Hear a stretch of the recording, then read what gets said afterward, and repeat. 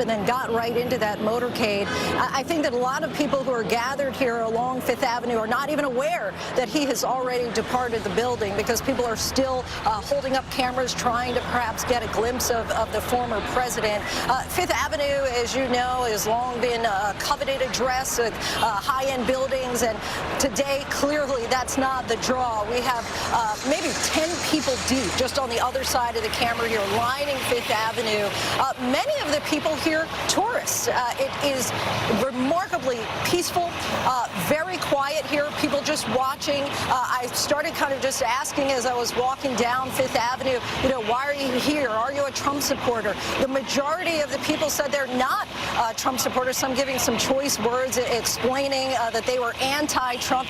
There was a little girl, 10 years old, who said that he's a mean man who's done bad things, and she wanted to see him go to jail today. But again, because it's an international crowd, it's interesting. A lot of the people seem to really not have a strong opinion about it. You have a handful of people maybe who have signs in support of Trump, but even they are not protesting in any way. Certainly a historic day for Americans. The native New Yorker who grew up here and found a lot of fame and prominence here in New York City, returning here to what was once his primary residence, but for this day, of course, to face the judge and be fingerprinted. But interestingly, David, you know, as you know, he had urged his supporters to protest, suggesting that there might be potential death and destruction. We are seeing none of that. Mayor Adams, of course, warned people that New York City stands at the ready and said to any potential rabble-rousers to behave. It seems that people are doing just that, David. Lindsay Davis outside Trump Tower, and as Lindsay aptly put it, if you blinked, you missed it. The former president leaving Trump Tower very quickly, getting into the motorcade. Again, the Secret Service assisting, but the NYPD taking the lead here today as they make that 4-mile trip now down to Lower Manhattan and to criminal court. Obviously, it will not take nearly as long as it would take on a typical day in Manhattan. Traffic has been cleared away. So have pedestrians in many parts of New York to make this trip as efficient as possible for the former president in making his way to Lower Manhattan. We are getting new reporting this morning on what will play out this afternoon here in New York.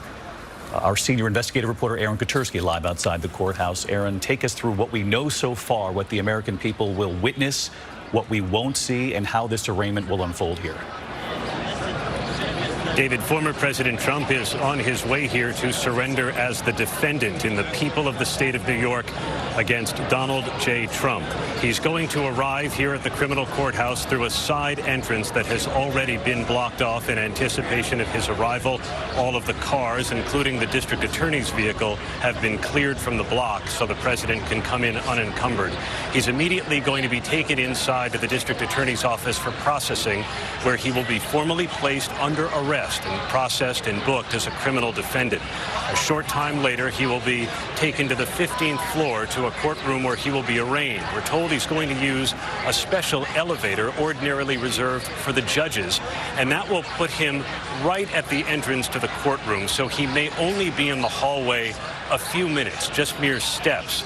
Once inside, he will be seated in the well of the courtroom, and that is something the American people have never seen. A former occupant of the Oval Office seated at the defense table of a criminal courtroom, surrounded by his lawyers, Susan Necklace and Todd Blanche, a former federal prosecutor who was recently added to the defense team. There will be no television cameras inside. The judge wouldn't allow it. But, David, he is allowing a number of photographers to snap pictures for a few minutes before the arraignment begins. So we will undoubtedly see the former president seated there. And I'm curious about some of these dynamics. Ordinarily, a president of the United States is the most important person in the room. Everybody stands in honor of his arrival. Here, he will have to stand when Judge Juan Merchan comes on the bench to preside over his arraignment, David. An extraordinary scene Aaron Katersky describes that will unfold in Lower Manhattan just moments from now. For those of you joining us, this is ABC News live coverage of what is history in the making. Never before have we seen a president, former or current, criminally charged on the trip to Lower Manhattan to criminal court to face those charges. He'll be arraigned moments from now. Of course, you're looking at the East River, The FDR is the route taken by the NYPD and the Secret Service. There have been some questions earlier in the day. Would it be Fifth Avenue, which is a straight trip right down to Lower Manhattan, the 4-mile trip, or would they take him over to the FDR? And of course, we all know that this is, before Mar-a-Lago became his home, New York City was the home of Donald Trump for many, many decades, born, raised here. This is all very familiar territory, and you can only imagine a bit surreal for him, even for someone who has faced multiple tests in decades as a businessman and then as the president of the United States. Legal tests along the way, but never has he faced a test like this one here that begins today. Criminal charges to be arraigned for those charges just moments from now. I want to bring in John Santucci, who has reported on Donald Trump for many years for us. John, you were the one reporting that he was coming down the elevator at Trump Tower. Any more color on the mood of the former president and the Trump team as they now head to Lower Manhattan to defend the former president? A little bit, David, and I have to be honest, things don't usually shock me, but it looks like Donald Trump is actually in this vehicle by himself. He's with his agents, but usually Donald Trump has an aide, his lawyers, somebody by his side. I'm being told in real time the former president is by himself with his Secret Service detail, which is surprising given everything we've heard, David, within the last 24 hours, is that Donald Trump has been surrounded by people. He's back in his residence. You mentioned Trump Tower, a place that he lived for quite some time. I'm told last night that for many hours he was flanked by throngs of lawyers, lawyers that are working on this case, lawyers that have worked for him for some time at the Trump Organization, and lawyers that are also involved in the special counsel's investigation down in Washington. That is a two-pronged probe, as you well know, looking at January 6th and documents. I'm also told that a lot of phone calls from Trump last night and this morning, people described him to me, David, as quite calm. Our colleague, Catherine Falders, hearing he was upbeat as he was working the phone last night. I had another aide who told me that, as we've reported here on ABC, Donald Trump, post-White House, has become a frequent texter, and he was texting people last night saying, how do you think this is going to go today? What about the latest poll numbers? It seemed to be, David, as one aide put it to me, business as usual on a day that is anything but usual. In addition to that reporting, John, Catherine Falders also indicating that the former president will plead not guilty himself. That is our understanding, David. He will be in court surrounded by two lawyers, both familiar to the Trump team, if you will. Susan Necklace, who represented him and the company when they were facing the Manhattan DA last year in their probe looking at their failure to pay taxes for employees and other individuals. And another attorney who just formally joined Team Trump, Todd Blanche. He worked, of course, with Paul Manafort in their defense against special counsel Robert Mueller's probe, of course, when the president was in the White House. John Santucci, who reported off-air on the Trump campaign leading up to 2016 and then on the Trump years in the presidency. John, our thanks to you with us all afternoon here, along with Catherine Falders and our entire political team standing by. Also, our reporters from New York City to Washington to West Palm Beach, where the president will end this day, the former president. And he is set in Mar-a-Lago to brief reporters again at the end of this historic day, though even though they've worked on what he will say, likely that could be tweaked given the temperature of what plays out in this courtroom here this morning. This is a surreal scene we're watching, Jonathan Karl, a live picture of the motorcade carrying Donald Trump. And as John just reported, Santucci there a moment ago, the former president alone with his Secret Service agents on the way down. This is not typical for the former president, who's usually surrounded by a small team that truly supports him. Yeah, an incredible moment. This is a guy who's been the subject of countless criminal investigations, civil lawsuits, on down the line, certainly his entire time in politics, but before that as well. But now he is going to be booked the same way a common criminal will be booked at the courthouse on 100 Center Street in Lower Manhattan, a place where drug dealers and petty criminals of all kinds are regularly processed. And this time it'll be a former president. Truly a moment in this saga. But you know, I think to John's point, Trump has seen some other things happen over the past few days. One thing, that there have been polls that have come out that show him widening his lead over Ron DeSantis. He's raised, his team claims, $8 million since the indictment was revealed on Thursday. So this is now not just a criminal defendant facing this case and other cases, but a presidential candidate who is going to make fighting these indictments the centerpiece of his presidential campaign. And we're going to carefully take our viewers through all of this as we're on the air here this afternoon. And as we look at this live picture, Pierre Thomas, our Chief Justice correspondent, it also speaks to when you see that this is all that's on the highway right now. You never see this in New York City, particularly at this hour. Obviously, this is the motorcade, the Secret Service, and the New York City Police Department hard at work here today, and all of the officers, some 35,000, put on heightened alert given what's playing out.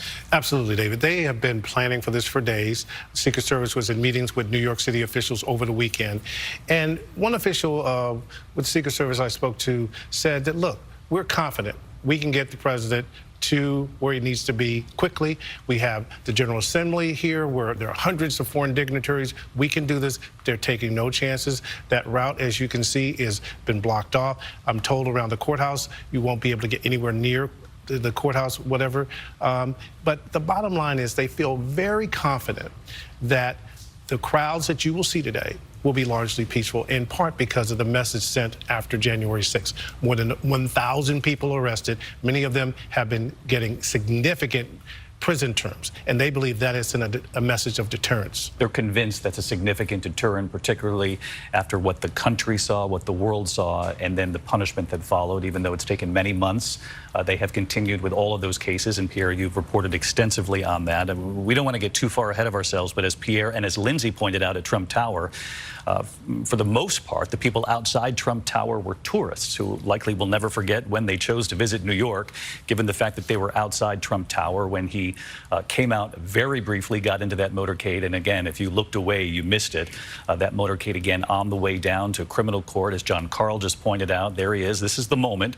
A fist pump to the crowd. Lindsay saying that many of them, again, tourists, some not supporting the former president, though we're sure there were supporters there as well. And now the live picture downtown as they approach criminal court. And I think it was Aaron Katersky in the last 24 hours who spoke to the juxtaposition of this sort of luxury penthouse in Trump Tower, trading that this morning for sort of the hardened building of criminal court early this afternoon, where he'll now face arraignment. I want to bring in our legal analysts, Dan Abrams and Kate Shaw. And Kate, I want to begin with you just about the history being made this afternoon as we watch this unfold here in New York. Regardless of what you feel about the case, there's no questioning the fact that we simply have never witnessed anything like this. No, so Donald Trump, of course, has faced all sorts of legal, obstacles. He's had civil suits when he was in business. He was twice impeached, tried in the Senate. But of course, there's never been a criminal case against, President or former President Donald Trump or any other president or former president in our history. It is monumental from a historical perspective. And yet it's important to remember right now, Donald Trump is an ex-president and he's just a private citizen. He's running for president.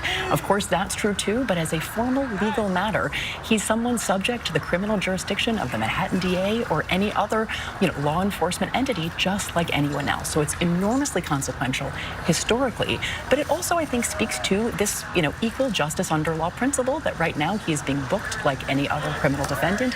He's presumed innocent until proven guilty like any other criminal defendant. And so you have the juxtaposition of those two, I think, dynamics. And as we watch now, as the former president gets out and heads into the building there in Lower Manhattan, again, I know it's difficult to see from these aerial images, but we'll take you through it carefully, the moments that we are able to see. There had been some question about whether or not he would speak, even if briefly, before heading into the courthouse. Of course, we will bring that to you if and when that happens. Otherwise, we'll just take you right through the proceedings here this morning. And Kate Shaw, a question I know a lot of people at home are going to have: does this preclude in any way this indictment, or even this notion of the potential conviction that could come or not if this is thrown out along the way? Does this in any way preclude him from running for president and even winning in 2024? In a word, David, no. Nothing in the Constitution, nothing in the law prevents an individual under indictment or even under sentence from running for president or even serving for president. There might, of course, be logistical obstacles that a pending criminal prosecution would pose. And of course, if there were a conviction, arrangements would have to be made if, in fact, he were to win the presidency in the interim. But all you have to be is 35, natural-born citizen, resident for 14 years to run for president. You know, this doesn't impact his eligibility one bit. A reminder of our history from Kate Shaw here this morning as well. Dan Abrams also with us every step of the way, as he always is. And Dan, the point that Kate made, which I think is such an important one, is that Donald Trump has faced so many of these legal tests along the way, but never criminally charged, certainly as a former president. This notion that he'll be in the courtroom as a former president in front of Judge Merchan. Our reporting says he'll plead not guilty himself. Take us into that dynamic, how this will be different for a former president who has embraced the attention that has come with everything else, but who argued overnight, we don't want a circus-like atmosphere, no cameras in the court. Yeah, I mean, this is the ultimate case where politics intersects with the law, right? You can't just view this case through a strictly legal prism, right? If we were to talk about this case and talk about what will happen when he arrives in court, who's going to do the commenting in court, et cetera, I would have all the answers for you in a typical case. This isn't a typical case. And Donald Trump, it seems himself, is going to be the one to say, I'm not guilty. Donald Trump is going to want to make both a legal comment, but that also has political significance. He knows that every single word that he utters in that courtroom will be reported when he leaves that courtroom.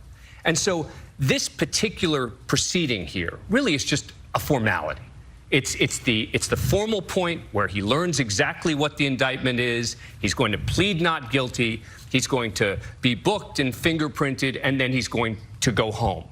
But for him, this is going to have more significance than just your typical formality. And I think that that's really important to remember as we look to see, you were talking before, is he going to make a comment before he goes in? We don't know. And interesting on that point, Dan, it would appear that that they have foregone that opportunity, right? So they've given up on that opportunity, perhaps given just the feeling and the temperature of this as it plays out this afternoon. He is now inside the building. The former president choosing to get out of that motorcade to go inside without, you know, appearing before any cameras in Lower Manhattan. I want to go back to Aaron Katursky because, Aaron, you sort of have the layout in your head because you've done so much reporting on this of what Donald Trump will do now that he's inside that building. It's our understanding he's been taken to an elevator up to the 15th floor to where that courtroom is. But even before he enters the courtroom, Aaron, there are cameras in the hallway to capture at least a couple of those moments before he goes before the judge. And there are a couple of steps that will have to precede that elevator journey, David. He's entered on Hogan Place, which is adjacent to the courthouse named for the late and legendary New York County District Attorney Frank Hogan, going inside the Manhattan District Attorney's office for processing. We still aren't clear whether he needs to be photographed and fingerprinted like any other criminal defendant because he is so unlike any other criminal defendant. He will not be placed in handcuffs, but he will be formally placed under arrest, and only then will he be escorted up that private elevator and into the 15th floor courtroom for an arraignment where he is expected to plead not guilty to more than 24 felony charges. We still don't know what they are. They were filed under seal. Moments from now, we'll finally get a look at what exactly they are and why the people of the state of New York believe that Donald Trump is a criminal.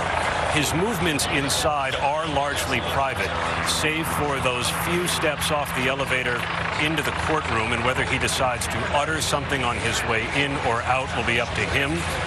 But he is not free while he is inside and, in theory, in the custody of New York authorities, David. Aaron, stick with us here. Again, as I mentioned moments ago, the former president foregoing any opportunity to speak before the cameras. And these are the images just in. This is moments ago. The former president, there you see him getting out of the motorcade, again, led to Lower Manhattan by the NYPD taking the lead, though the Secret Service obviously involved in protecting the former president. There he is walking into a side door at criminal court. Surrounded by scaffolding, which is such a familiar sight if you've spent any time in New York City. Heading in, and as Aaron Katursky reported just moments ago, he'll be booked like any other criminal defendant now before he then makes that trip up to the 15th floor to appear before Judge Juan Merchan. And Aaron, I know for people at home who want to know just how typical this will be. There have been a lot of questions about, whether or not he would be fingerprinted, whether or not there would be a mugshot. It's my understanding here in New York State, even if there is a mugshot, they don't issue those to the public. So if we were ever to see it, it would obviously be some sort of a leak in this case. What more, again, can you tell us about the routine that that the former president will undergo right now that's similar to anyone else who'd be entering criminal court? As soon as he entered the New York County District Attorney's Office, David, he technically surrendered himself for presentment in court for an arraignment on this still sealed indictment. Ordinarily, criminal defendants, as part of their processing, would be fingerprinted. A mugshot would be taken. We haven't been told whether any of that's going to be necessary. The former president's prints are on file here in New York because he used to have a gun permit here in Manhattan, and his photograph has been widely taken enough, and it's not thought that he represents any kind of a security threat that he might have to be identified later. So those formalities may or may not be taking place right now, but unquestionably he is being placed under arrest, and only then will he be brought up to court for an arraignment. And David, this courthouse is just the opposite of the opulence that he's used to, dimly lit, kind of grimy, and it's used to all manner of hardened criminal. This is the first defendant of a kind that any courthouse has seen in the country. Aaron Katursky, our senior investigative reporter down in Lower Manhattan. Aaron, stick with us here as we continue our coverage. I want to bring in Robert Boyce, ABC News contributor, former NYPD chief of detectives. And Bob, perhaps you could help paint a portrait here of what the former president is doing right now. Obviously, we don't know exactly because there are no cameras in the building, and perhaps that's a good thing in preserving some sort of decorum here as we move through the afternoon. And we know the Trump team fought against cameras in the court because of, in their words, it would create a circus-like atmosphere. But Bob, who does the former president sit across from right now? Who would he be communicating with? Something I had read said usually it is a detective or a former detective who would bring in a criminal, talk them through these initial steps. What do you imagine is playing out right now? Right now, David, he's in the hands of the Manhattan District Attorney investigators, and they'll arrest him. And if everything goes to planning, which has been planned over the weekend and today, so he'll be taken to a singular room. He'll be fingerprinted with live scan, which is an automatic fingerprint machine, and then possibly photographed. And then at that point, he'll be moved up to the 15th floor in that special elevator Aaron spoke about earlier. So that's what they're doing right now. He is with the Secret Service to leave him, and we don't think that's not going to happen. So it's a little unusual, but not out of the norm. People who surrender with their attorneys don't have to be handcuffed, and that's what's going on right now. And Bob, as Aaron reported, it would appear from what we've learned that there is an elevator usually that the judges take, that the former president will take. It'll get him to that courtroom just a little bit quicker than perhaps a typical criminal defendant who'd have to head up the way everybody else does. That's correct, David. And that area will be frozen. That used in special circumstance for other than judges, and that entire area will be frozen on the 15th floor. No other operations will be going on that day, just this until this is over. So this will happen very quickly, from what I understand, and he'll be arraigned in a short amount of time.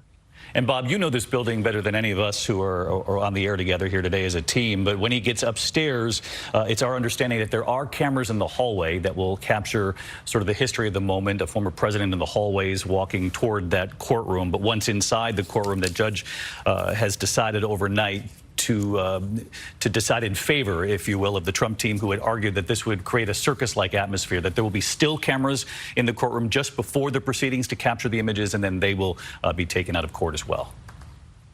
Sure, there are cameras schemed throughout the building, David. They're on the floors. They're also in the elevators. So at some point, he'll be under camera the entire event. Whether they'll be released, I cannot say. But again, in the courtroom, as I said, it would be just singular photographs, nothing more than that. So this is the time right now where he's being processed, and they'll go upstairs and they'll go through that process. Bob Boyce, ABC News contributor, former NYPD chief of detectives, giving us somewhat of an image of what might be playing out right now. Bob, we sure do appreciate it. If you get any word, certainly raise your hand. We'll come back to you within a moment's notice here. John Carl, it is... you cannot underscore the unprecedented nature of what it is we're all looking at here today. Absolutely. Although, interestingly, he's not the first president to be arrested. Speeding, right? Yes, speeding with a two-horse carriage, Ulysses S. Grant in 1872. But the arrest wasn't made public until almost 3 decades later, when the arresting officer gave an interview to a local paper. But yes, this is unprecedented to see. Again, I think what is maybe even more significant than a former president, also the leading candidate for the Republican presidential nomination. And if you just look at how this will play out when a trial may happen, you could really see a situation where you have a trial happening simultaneously with a presidential campaign. Does this become his campaign in many ways? There's no question. You saw this when he gave the first rally of his 2024 campaign in Waco, Texas, a site chosen for, in part, the symbolism of Waco and the showdown there with the Branch Davidians back in 1993.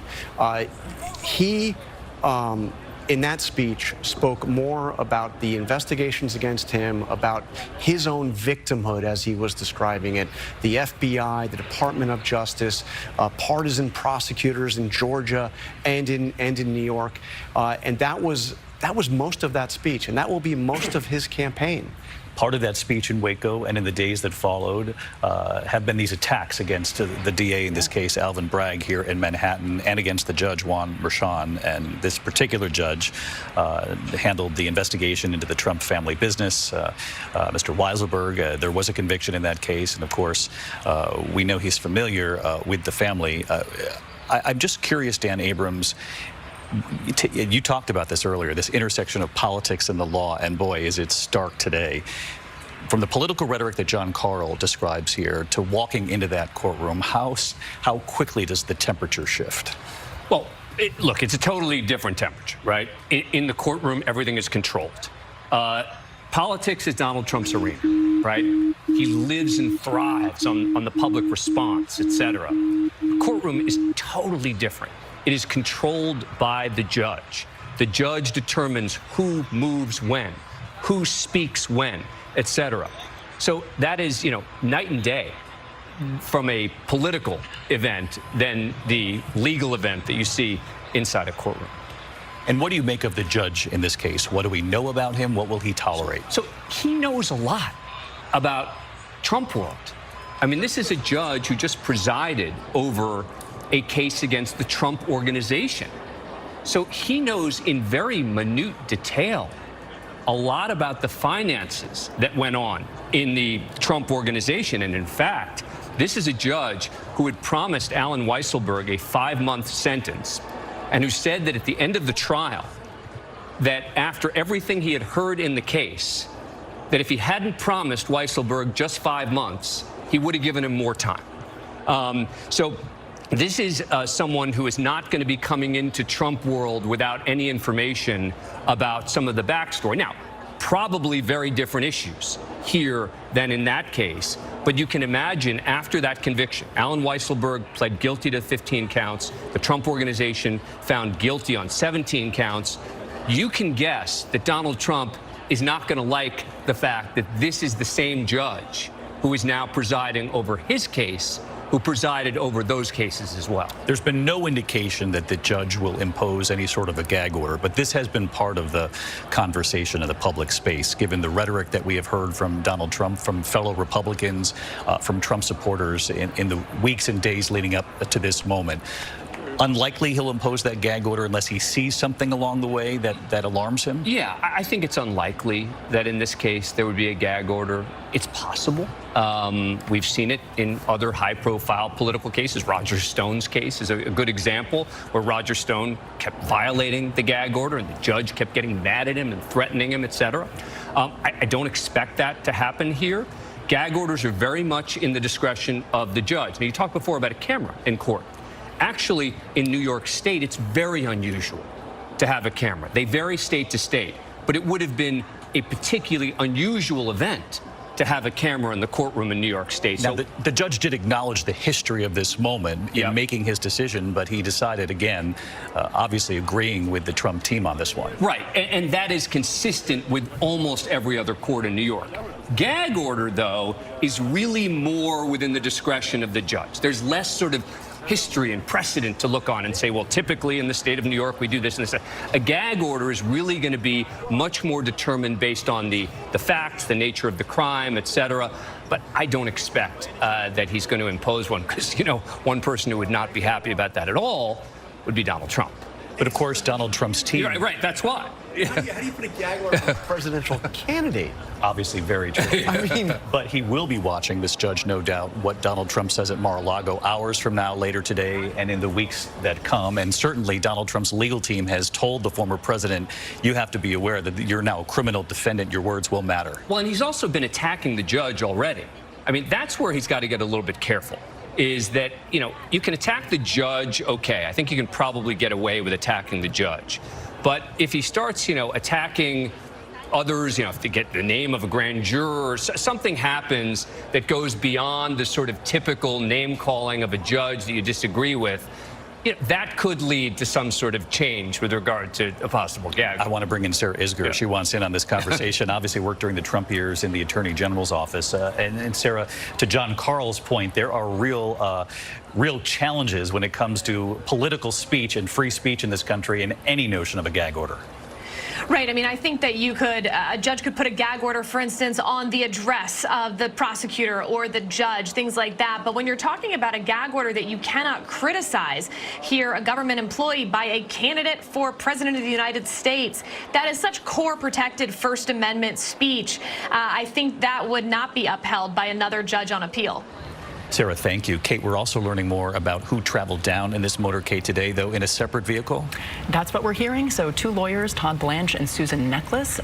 Neckles was involved in the trial of the Trump organization, so she is a known quantity, long-standing lawyer in this orbit. Blanche, brand new to this particular legal team, former federal prosecutor at the Southern District of New York.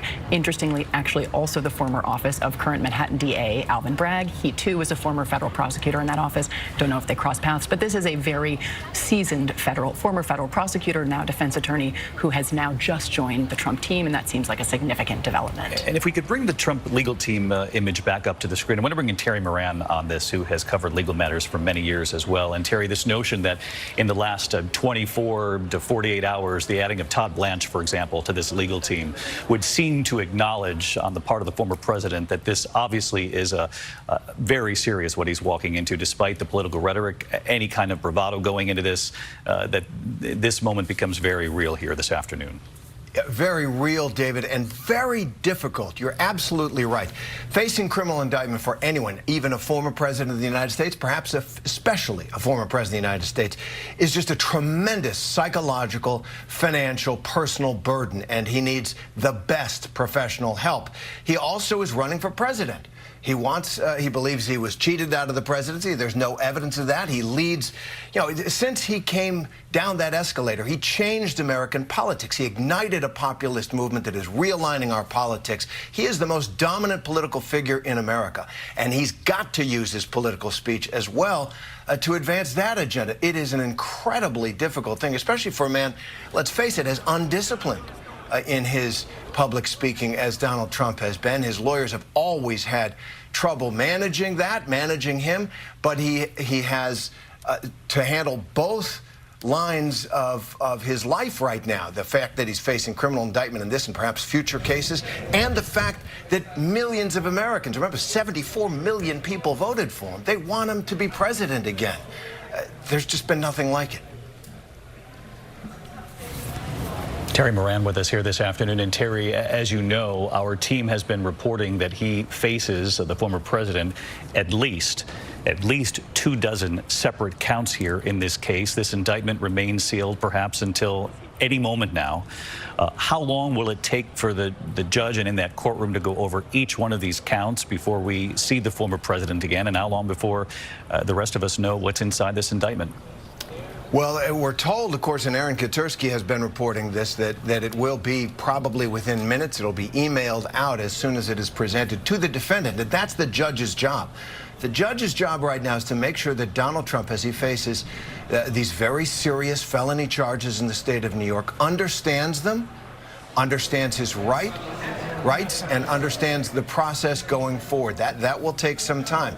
He's not going to let him, get out of the courtroom until the judge is certain that there's no reason for appeal out of this stage. He's got to make sure that all the defendant's rights are protected, and that Donald Trump goes forward from this courtroom understanding what he's up against in court. Terry Moran with us from Washington this afternoon. Terry, thank you. Stick with us here. We're looking live right now at that hallway on the 15th floor. I had mentioned earlier that this is one of the few areas inside criminal court where there is a television camera, and this is the feed coming out of that hallway. Unclear whether or not the former president has been brought to the floor as of yet, or whether they are awaiting his arrival there. You see presumably members not only of the security there at the courthouse, but the Secret Service waiting, we believe, for the former president to come up and face the judge. And of course, our team there in the hallway reporting this out will know at any moment when the former president arrives. It's our understanding that, again, they're waiting for him, that he's undergoing processing in a different part of the building. And Aaron Katersky, he has officially surrendered, as any criminal defendant would inside the building. And again, as we look at this live picture, Aaron, we now await the former president being brought upstairs in that elevator that is usually reserved for judges. And what an extraordinary scene this is, David. I know we keep saying how unusual all of this is. It's not like this courthouse hasn't handled high-profile defendants. John Lennon's killer, Mark David Chapman, John Gotti, the mobster, made an appearance here. The football player, Plaxico Burress, Sean Puffy Combs, but never a former American president. And the entire hallway has been reconfigured. It has been off limits to us over the last couple of days while they try to configure all of the movements. So we haven't been able to see what the hallway looks like until now. And ordinarily, there's more freedom of movement. But every other court proceeding on the 15th floor has been halted. And many cases in the building on some of the other upper floors have been adjourned just to reduce the number of people who are present while the former president is inside. Very interesting as you look live. The photographer, a very good photographer, getting a white balance there off a sign on the doorway. We'll go right back to that camera as soon as it's back up and running, because that is the live picture of the hallway. Reporters have told me now that the former president has not arrived on the 15th floor, so that's why this camera will be important as far as offering us a window into what's playing out inside criminal court. I want to bring back in Bob Boyce, former NYPD chief of detectives. And Bob, again, you know this building well. Take us through what's playing out right now. The president on another floor, and once they're done with him, they'll bring him up to this hallway here? They will, David. And that's what you see up there is the Secret Service standing in front of us, as well as court officers. NYPD is out of this by now. They're all outside. This is with the two agencies right now, Secret Service and court officers. And they have everything squared away. He'll come out of those elevators to our left and walk into the courtroom where those people are waiting for us. So we'll see him come out in a short amount of time and make his way with secret elevator back into the court. Bob Boyce with us here. We're at the mercy of the Zoom, as we all are fully aware of, but describing that this is, in fact, the hallway. The former president will emerge. We're going to stay trained on this view right here, because this could be the only thing we see of the former president until those still images from inside the courtroom are released later in the day. Pierre Thomas, as you look at this, Chief Justice correspondent, you see something very different from the legal world. On the other side of the anchor desk here, you see extraordinary security. David, this reminds me of what you would see if there was a major terrorism suspect, where you were trying to protect the public and the courthouse itself. The number of law enforcement officials you see in that video there is just extraordinary. This is not the way a court typically operates. It would be a bevy of people moving in and around the building. The fact that the building has been essentially shut off from the rest of the public. This is just, as we said over and over again, extraordinary, unprecedented. And again, this is the kind of security you would see if there were a major terrorism suspect or crime boss in the courthouse.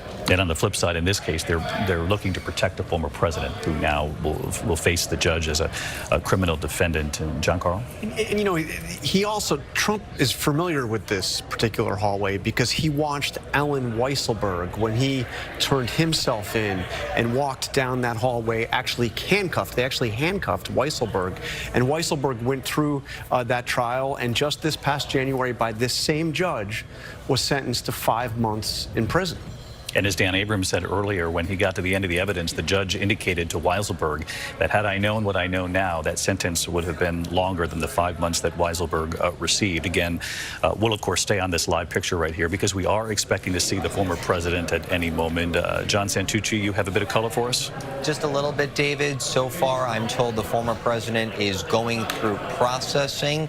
He is with the district attorney's investigators, as Aaron Katersky and others reported earlier. He's right now, David, only joined by one member of his legal team. It's a very small footprint with the former president, in addition to some Secret Service agents. As far as the rest of his legal team, and there are several, as you said earlier, that are with him for today, I'm told they are meeting with court staff right now, going through some logistics, some processing. They are waiting, David, to receive a copy of the indictment. I do not believe they've received it so far, according to my sources. But relatively shortly, I'm told the full legal team will join the former president, and very shortly, David, they will make that trip up to the 15th floor and head into that courtroom. And it's your understanding, John, that it's Todd Blanche and Susan Neckles who were in that separate SUV who are now in this building with the former president? I'm told all three, David, that we showed earlier to our viewers. Todd Blanche, Susan Neckles, and Joe Tacopina. They have become the three lawyers that are working very closely with the former president on this case. All three accompanied the former president down to that trip, and as we reported earlier, David, in a separate vehicle. And there's no question, John, that behind the scenes, you know, we've been talking about this juxtaposition of the political rhetoric and then the reality of being inside criminal court. There's no question that the former president understands the weight of what's playing out here. Absolutely, David. I mean, even heading up last night from Florida, we know all the cameras trained on the plane. I'm told the former president was watching the coverage, and one of his aides used a strange word with me, which was melancholy. They said he was watching it. He wasn't enjoying the coverage. It was absolutely the weight of it hitting him, as we reported earlier here, David. He's been talking to many people and doing a phrase that I know John Carl has also heard Donald Trump does with people when he's not sure, and that is, what do you think of this? How is this playing? What's the coverage like? How is this going to move forward for me? And that is something Donald Trump does where, quite frankly, Donald Trump himself is not sure how this is going. And you know, John, better than anyone, any of us who've ever interviewed the former president, and that's all of us here at this desk over the course of many years here, those are the kinds of questions he'll ask us as reporters, too. How's this playing? What are the polls saying? What did you think of that speech last night? And even though we're reporters and we move on to the next question, he'll ask that kind of thing anyway. But I wanted to ask you, John Santucci, why the addition of Todd Blanche? We gather it's to beef up the legal team, but have the insiders within the Trump team explained to you that addition in the last 24 hours? They've explained to me, David, that they needed a heavy hitter. They needed somebody that had dealt with a tough situation before. And as we reported here, Todd Blanche is one of the few lawyers that's still within the Trump orbit that went up against one of the toughest fights Donald Trump and his allies have had, and that is special counsel Robert Mueller. I'm told that within the last couple of days, Todd Blanche got a high marks, if you will, from a former client. And that was Paul Manafort, the former chairman of Donald Trump's 2016 presidential campaign. And Manafort had said in that conversation to Donald Trump, Todd Blanche was the one that made this better. And that is very clearly something that the president reacted to and recognizes right now, David, he needs someone that can make this situation just a little bit better. Of course, Paul Manafort, the one-time chairman of the campaign, a convicted felon now, but defended by Mr. Blanche, who now will defend the former president, John. And an indication of what you're saying is that Trump reaches out to everybody on this. He polls people. This is why anybody can be a senior advisor to Donald Trump. He asks his valet questions. He asks whoever is in the room. Another person he's been very much in touch with throughout this process is Steve Bannon. who, of course, was the chief strategist in the White House and a key figure in that first presidential campaign, but who left on terrible terms, Trump calling him sloppy Steve, facing his own legal troubles, but very much so somebody who has been advising Donald Trump. And Bannon's advice, as I understand it, is this is now your issue. Go out there, go on offense, go on attack, and make this the moment. It's the line you hear from Trump already, and you will hear over and over again. They're going after me because they really want to go after you. I am all that stands between them, this nebulous deep state or whatever you call it, and the people who have supported Donald Trump. That's the argument it's making, that he's going to be making. Even more so now. And in fact, there were echoes of this early on before he even became president in 2016. But now, obviously, much louder given the fact that he's a criminal defendant here. As we come up on 2 o'clock in the East, I just want to bring our viewers up to speed. You're looking at a live picture inside criminal court. This is in Lower Manhattan. Former President Donald Trump down in the building in another location. He'll be brought up an elevator usually reserved for judges in that building. He'll be brought up by Secret Service, the NYPD, along with all 3 members of his legal team up to the 15th floor, where he'll then face the judge. He'll be arraigned on those charges. This indictment remains sealed at this hour. They will learn the charges first, obviously. ABC News has been reporting that sources have told us at least 24 charges, separate counts in this case. That number could, of course, be higher. We're being very careful with our reporting and what exactly is in the indictment. Obviously, we simply do not know. There have been many who have asked, does Alvin Bragg, the DA in this case, have any surprises up his sleeve? This is an image of the former president leaving Trump Tower earlier today, a wave to the crowd, a fist bump to the crowd. It was very quick, and in fact, if you glanced away, you missed it.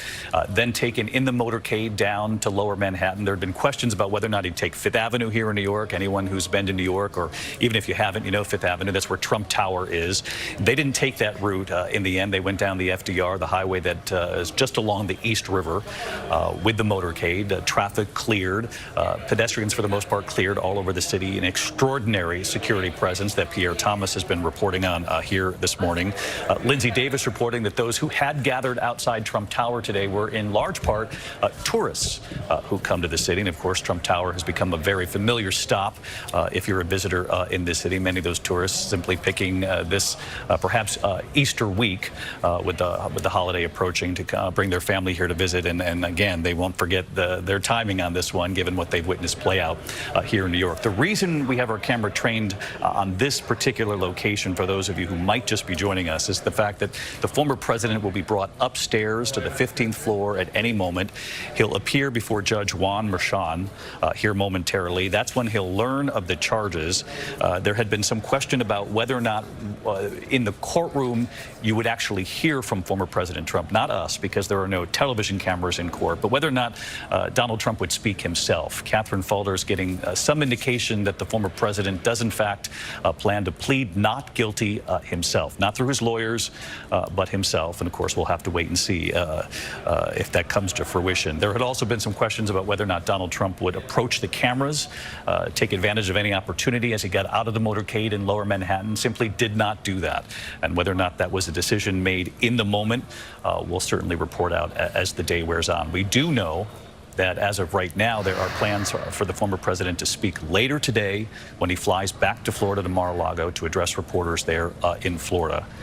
The hallway getting very quiet here. I don't know if that's an indication as to whether or not we could see the former president at any moment as he makes his way into that courtroom. And again, Dan Abrams, he'll face Judge Juan Merchan, who is very familiar with the former president and his family business, given the fact that he's presided over a case that gave very intimate details. Yep, and we've talked about the fact that the ABC News reporting is that there will be, numerous counts here, right, over 24, et cetera.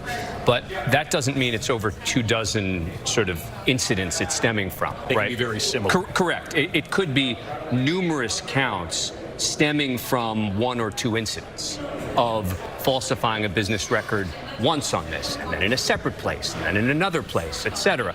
And so that's where you could see the stacking of the charges with regard to each falsification potentially of a business record, even if they stem from the same incident or incidents. And of course, there have also been questions about whether or not, and I don't want to get ahead of ourselves here, about whether or not this indictment would include misdemeanors and felonies. I know some outlets have gone ahead and reported, according to sources, that there will be some felony counts inside this indictment. We simply do not know for sure until we see what's in this indictment, and we will find out after the defendant learns what's in the indictment. And in this case, as we've been reporting out here, the history today is that defendant is a former president, something we simply have not seen before. What do you expect from the judge, Kate Shaw, as far as temperament, what he'll expect in that courtroom, and what he'll expect moving forward from this day? You know, I expect that sort of norms that govern in the courtroom, the norms of law and not politics or political rhetoric, will be expected. Everyone present will be expected to speak in the language of law and not of politics. And I expect the former president's legal team will understand that that is the sort of directive that the judge explicitly or implicitly will be sending them. And I imagine the former president, too, to the extent that he does speak himself, will also adhere to the norms of the courtroom. What happens outside of the courtroom later in his remarks or elsewhere, of course, a different story. Which has always been the challenge, even with advisors in the White House with the former president. But there's no question in your mind that his legal team, particularly now that he's beefed up that legal team, that they've advised him of being very careful, particularly going into what we're looking at here today. I presume that is right in terms of what happens in court. But of course, former President Trump seems to keep his own counsel in terms of the kinds of statements he makes, you know, on the campaign trail and when he's speaking in a political register. But in court, I imagine the lawyers have been quite clear about what the expectations are. You know, David, just one other point on the beefing up of the legal team. It shows you he's taking this seriously, right? There's a sense, I think, among some that this is just a political thing, right? That Donald Trump is just using this, et cetera, and that he's sort of, you know, has no real concerns about this. You know, adding a player like Todd Blanche onto this team of already having two lawyers makes it clear he knows this is serious. He knows he has to find the best legal representation he can get.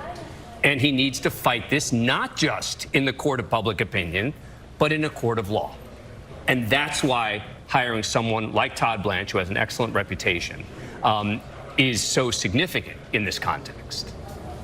Again, he's been so successful for so many decades, not only in the political realm of the last decade or so, but even before that in the legal realm. And now both worlds collide. And so the question will be a real test of the former president's skill set, both in the courtroom and in the court of public opinion. Because remember, a lot of the former president's legal skirmishes have been civil cases, right? They've all been mostly civil. And I say mostly because the Trump organization, even though he wasn't a defendant, was charged criminally, et cetera.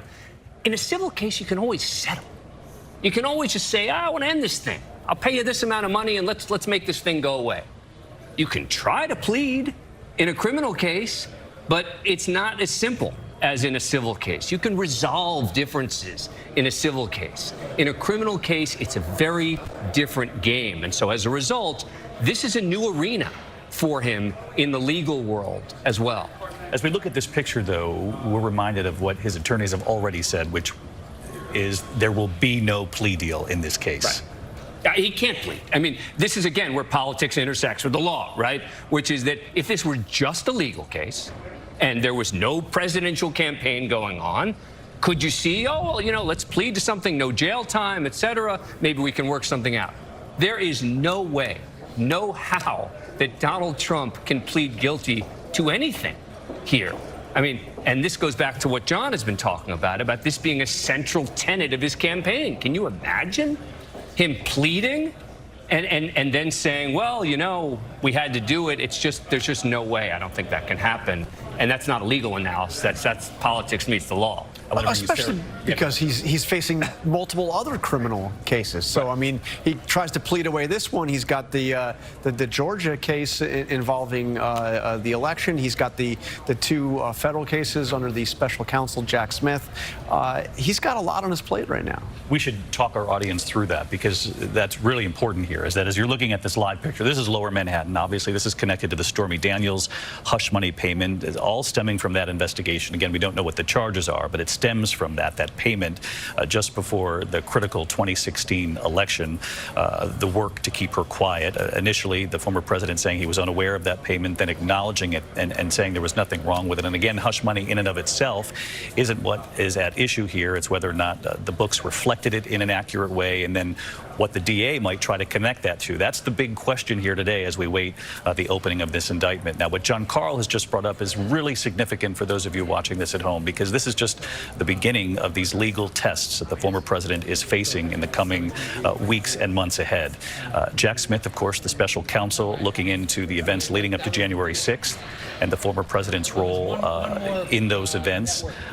He's also looking into the classified documents discovered at Mar-a-Lago, and not just the classified documents, because we've seen President Biden, we've seen the former Vice President Mike Pence, but in this case, very significant because there are questions of obstruction, whether or not the former president worked in any way try to obstruct handing back those classified documents. They've begun to question members of the Secret Service, the valet, looking at the surveillance at Mar-a-Lago, and this is very significant. And John also alluded to Fulton County, Georgia, which of course was the alleged pressure that the former president placed on authorities there, saying, find me the votes, after having lost very closely to Joe Biden back in the last presidential election. It would appear there's some movement. Of course, we're going to stay trained on this doorway. There you see, Mr. Let's see, we'll wait until the legal team comes through that doorway. That'll be a real sign that the former president will be coming through in short order. But again, this is just the first of the legal challenges, Pierre Thomas, that this former president faces. David, and before I get to that, I do want to say one thing about the prosecutor here, Mr. Bragg. He is under extraordinary scrutiny today as well. As we await these charges to be unsealed, there's a question, will this truly be a speaking indictment? I.e., will it lay out in great detail what the allegations are, what the charges are? Because some of the prosecutors, former and current, that I've talked to, have basically made the point. He's got to be able to explain this in a very clear way, and he's got to, in essence, say, I could not walk away from this without bringing charges. Really interesting point that you bring up here. For those of you at home wondering what a speaking indictment is, you know, so often in these criminal cases, you'll get a rather straightforward indictment that just lists the counts, the charges. Now, in a case of this nature, given the history being made today, a lot of questions about whether Alvin Bragg will present what's called a speaking indictment, essentially lay out the story, lay out the case that the district attorney is trying to make here. And is there any question in your mind, Kate and Dan, whether or not this will be a speaking indictment? You know, I presume that office, you know, has largely shifted to speaking indictments, particularly in a case like this. So I expect we're going to see a good amount of detail, narrative, not just this sort of bare bones kind of bullet point charges. I certainly hope so, because we are all hoping, and viewers are all hoping, to get a real sense of what the case will look like when the DA puts it on. And so I have to imagine that's informing the decision. So I do expect a speaking indictment. I think that, in conjunction with the fact that he's already announced he's going to have a press conference afterwards, tells you that there's going to be information in there. I mean, this is not going to be the sort of thing where he's just going to say, okay, you know, this is the legal charges, et cetera, and we're not going to discuss it beyond that. He's going to hold a press conference. I'd expect there's going to be detail in the indictment as well that will explain exactly what they think that the president did, why it's a violation of the law, et cetera. And that's the key, right? It's not just the law, it's the facts, and how the facts relate to the law. And that's what a speaking indictment really does, is it doesn't just say a violation of this particular law, and here's the definition of the law. It explains why the facts in this case show that there was a violation. And he knows full well, this district attorney, that he is now, you know, target number one. Oh, absolutely. You know, politically, at least from the Republican side and those who support the former president. So either we go down the indictment and we try to report it out right here with your help, or the DA tries to help the public understand why he's come to this. It's critical. I mean, look, there's a lot of questions. I have a lot of questions about this. He's got to help answer some of those questions, and I think the standard that Pierre talked about is a very fair one, which is to say it rose to the level of a case he couldn't walk away from.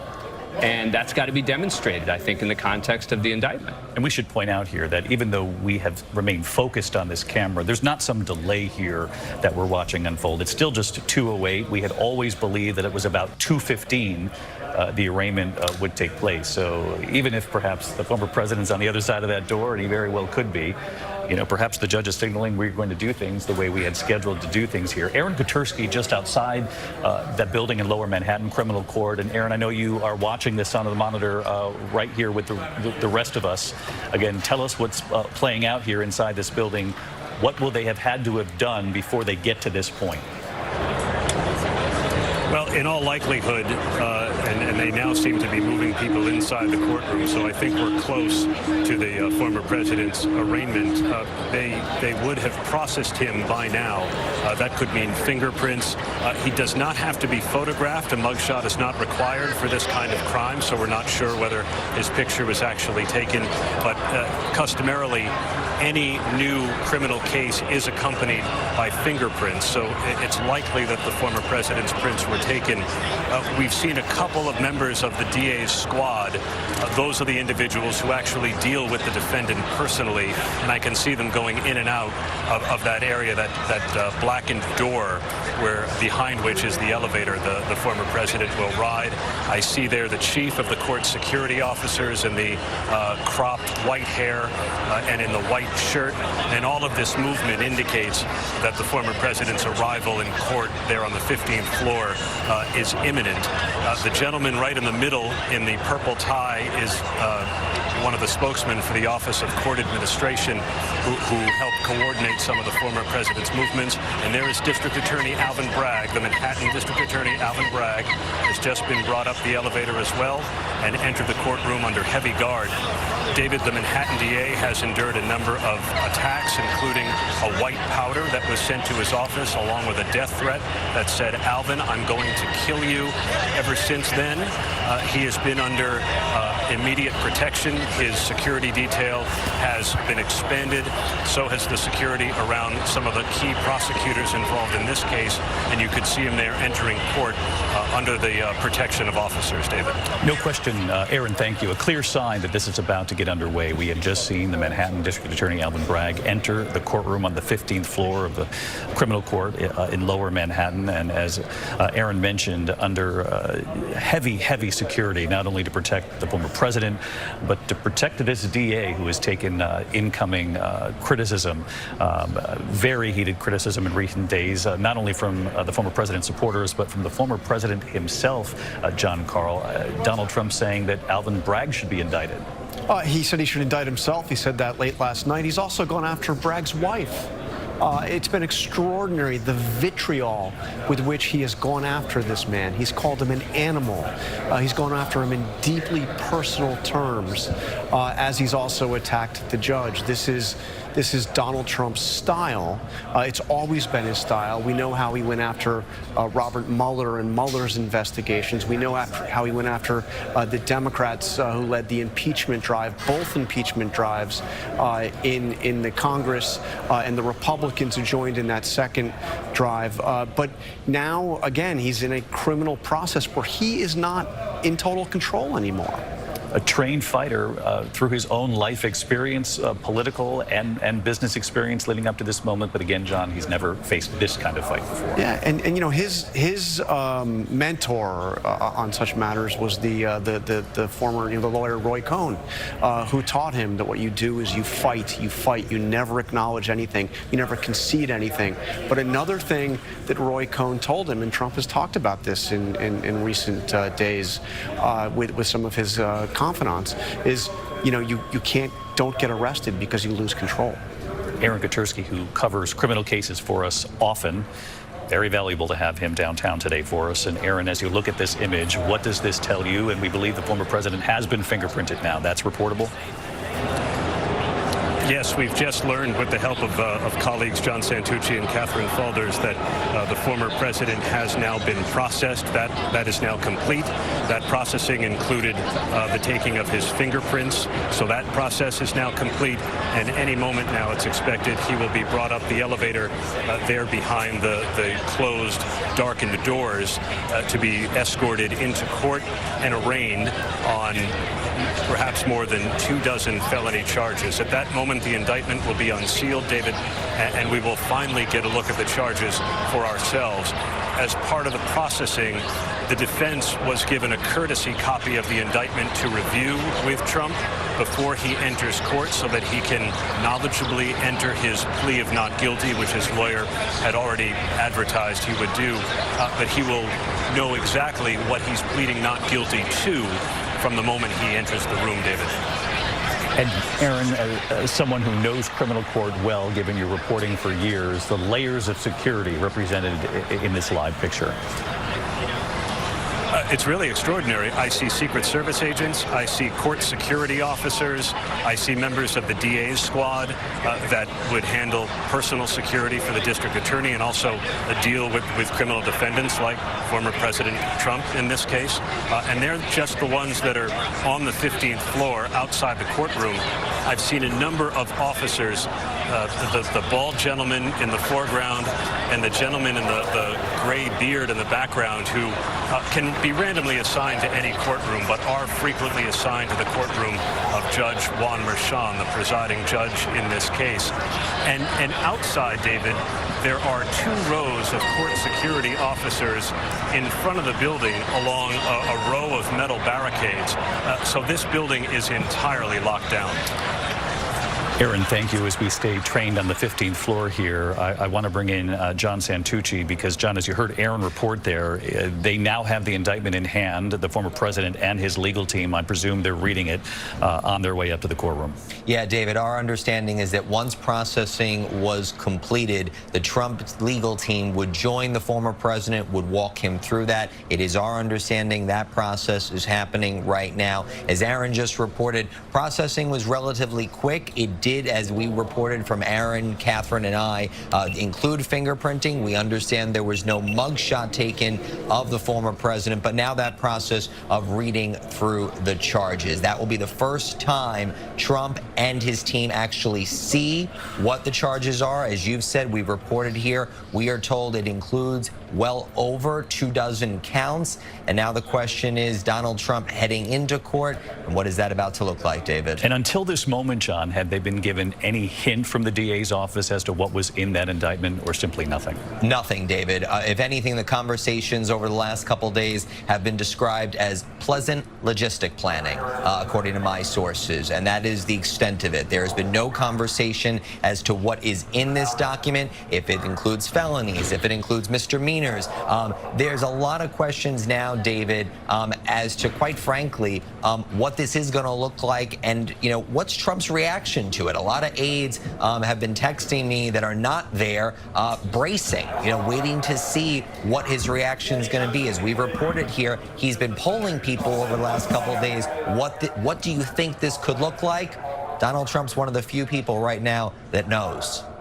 And of course, the question, are there any surprises in this indictment? We know it stems from the Stormy Daniels hush money payment, but whether or not the former president himself will be surprised by anything therein.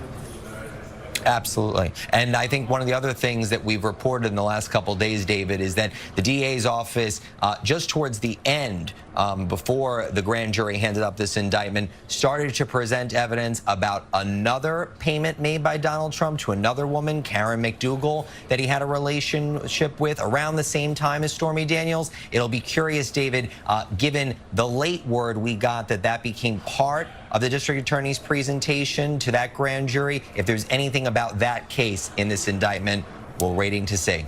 John, thank you. John Santucci, who has reported on Donald Trump for years for us. I just want to pause here to listen in on the silence in this hallway, 15th floor criminal court in Lower Manhattan.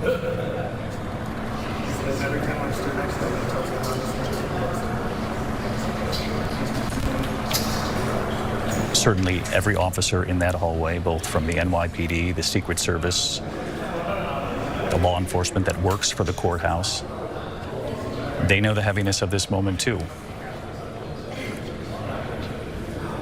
And you do have to wonder, after so many legal tests and political tests over the years, if the American people in some way have become, somewhat immune to sort of these new chapters in the Trump story. But I think our viewers know full well that whether you support him or not, that this is truly historic here. David, having covered a number of court cases in my career, one thing strikes me every single time. When a defendant walks into the court and sees the judge, they are not in control. And this is a moment, one of the few moments where Donald Trump will walk into a room and he's not in control at all. And it always strikes me because you immediately want to put yourself in that defendant's position because you're looking at the judge, and the judge is going to have enormous sway over what happens. And it's just a very profound moment for any person, be it former president or, the average everyday person.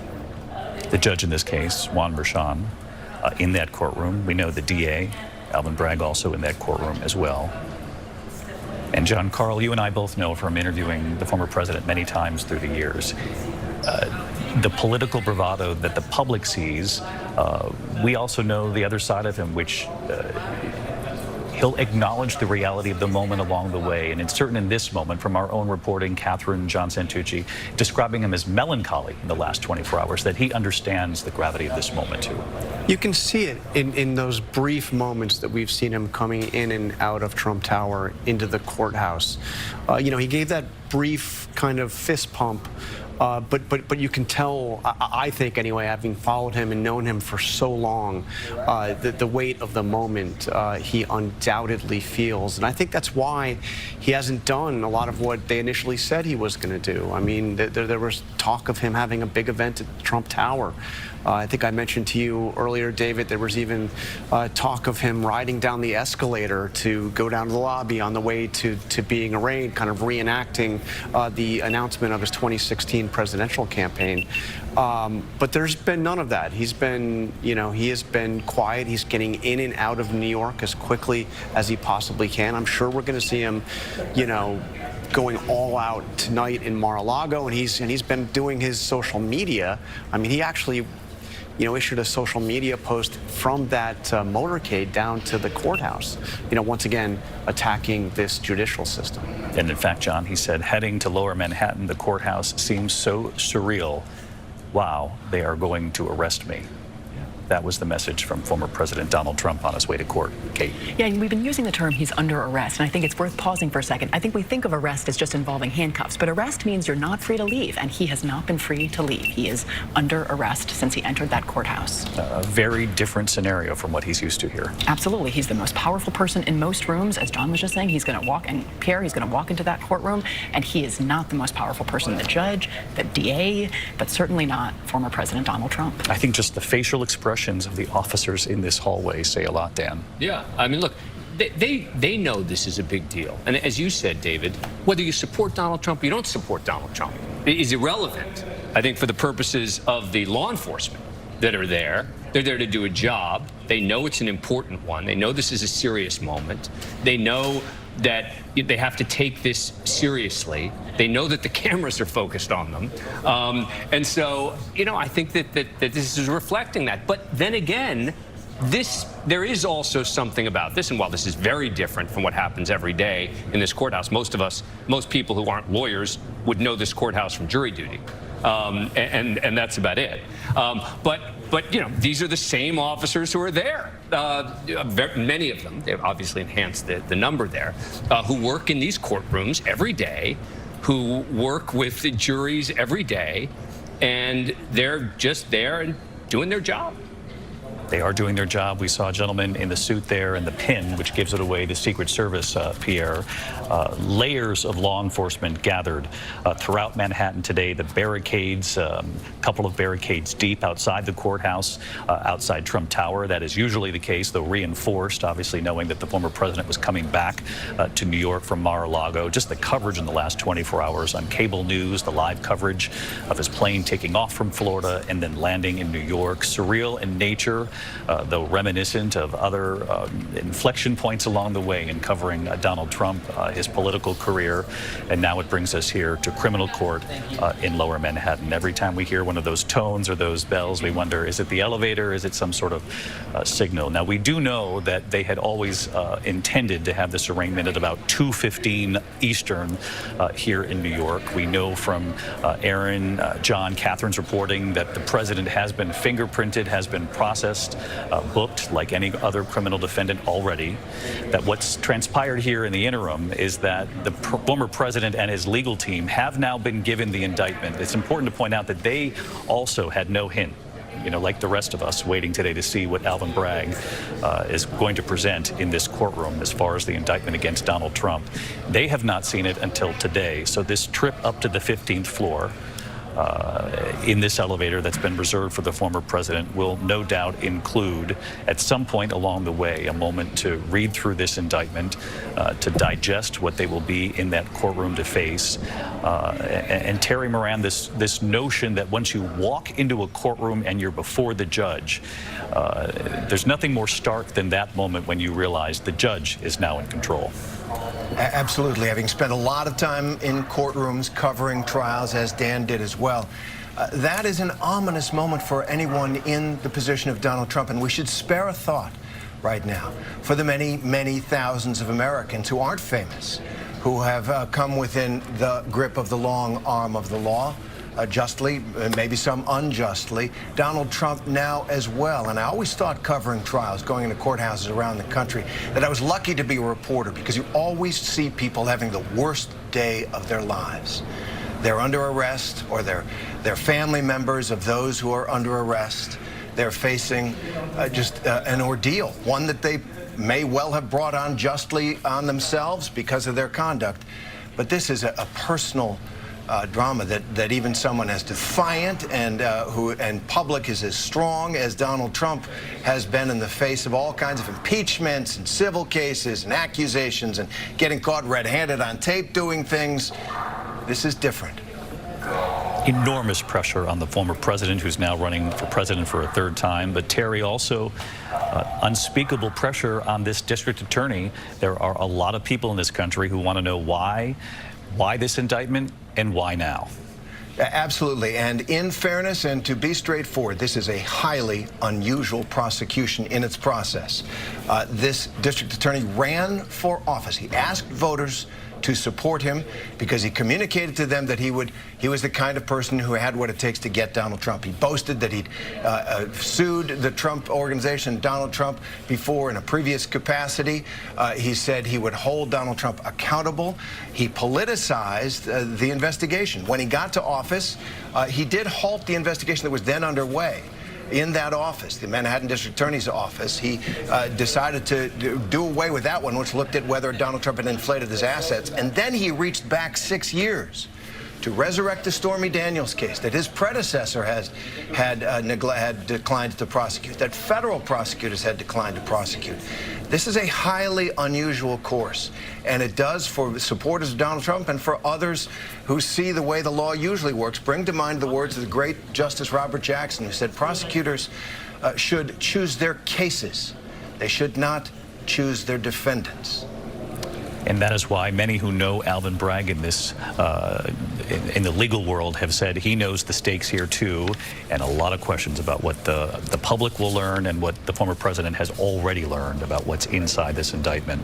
Our team now reporting that the former president is on his way upstairs inside this building. Of course, forgive me for repeating for those of us who have been out there watching and with us every step of the way here, but again, for those just joining, we're coming up on 2:30 here in the east.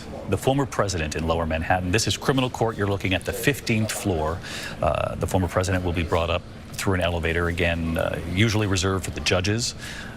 He is being accompanied by his 3 attorneys, the addition of one more attorney just in the last 24 hours, Todd Blanche, a signal that the former president is taking this very seriously. They will appear before Judge Juan Merchan in that courtroom. There had been questions about whether or not there would be cameras in the court, broadcast cameras.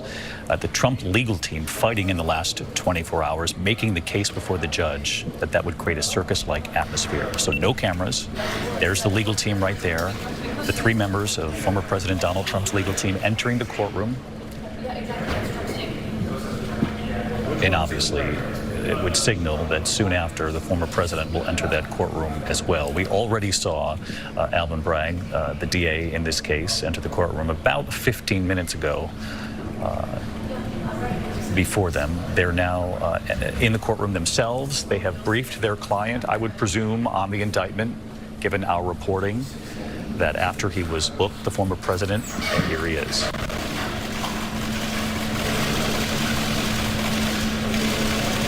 President Trump, will you come speak to us? President Trump? There it is, about 5 seconds, but 5 seconds of history in this country. The first time we have ever seen a president, former or current, criminally charged. We know he's already been booked.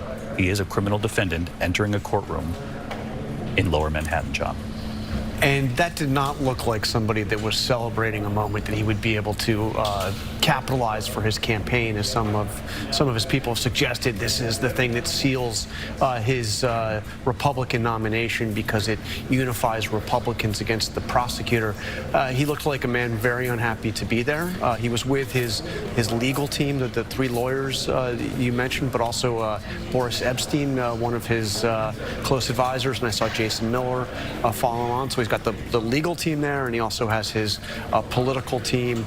But this was not somebody that was looking to make a big scene at the courthouse, as they had suggested previously. But he did look to me as someone very aware that the cameras were trained on him. He looked right at the camera. One thing Donald Trump always knows, in whatever room he is in, is where the camera is. And he looked right at the camera, glared at the camera, and he walked into the courthouse. There is something different, though, and this goes back to something we've been talking about up to this point, which is there's something different about walking into a courthouse. There is.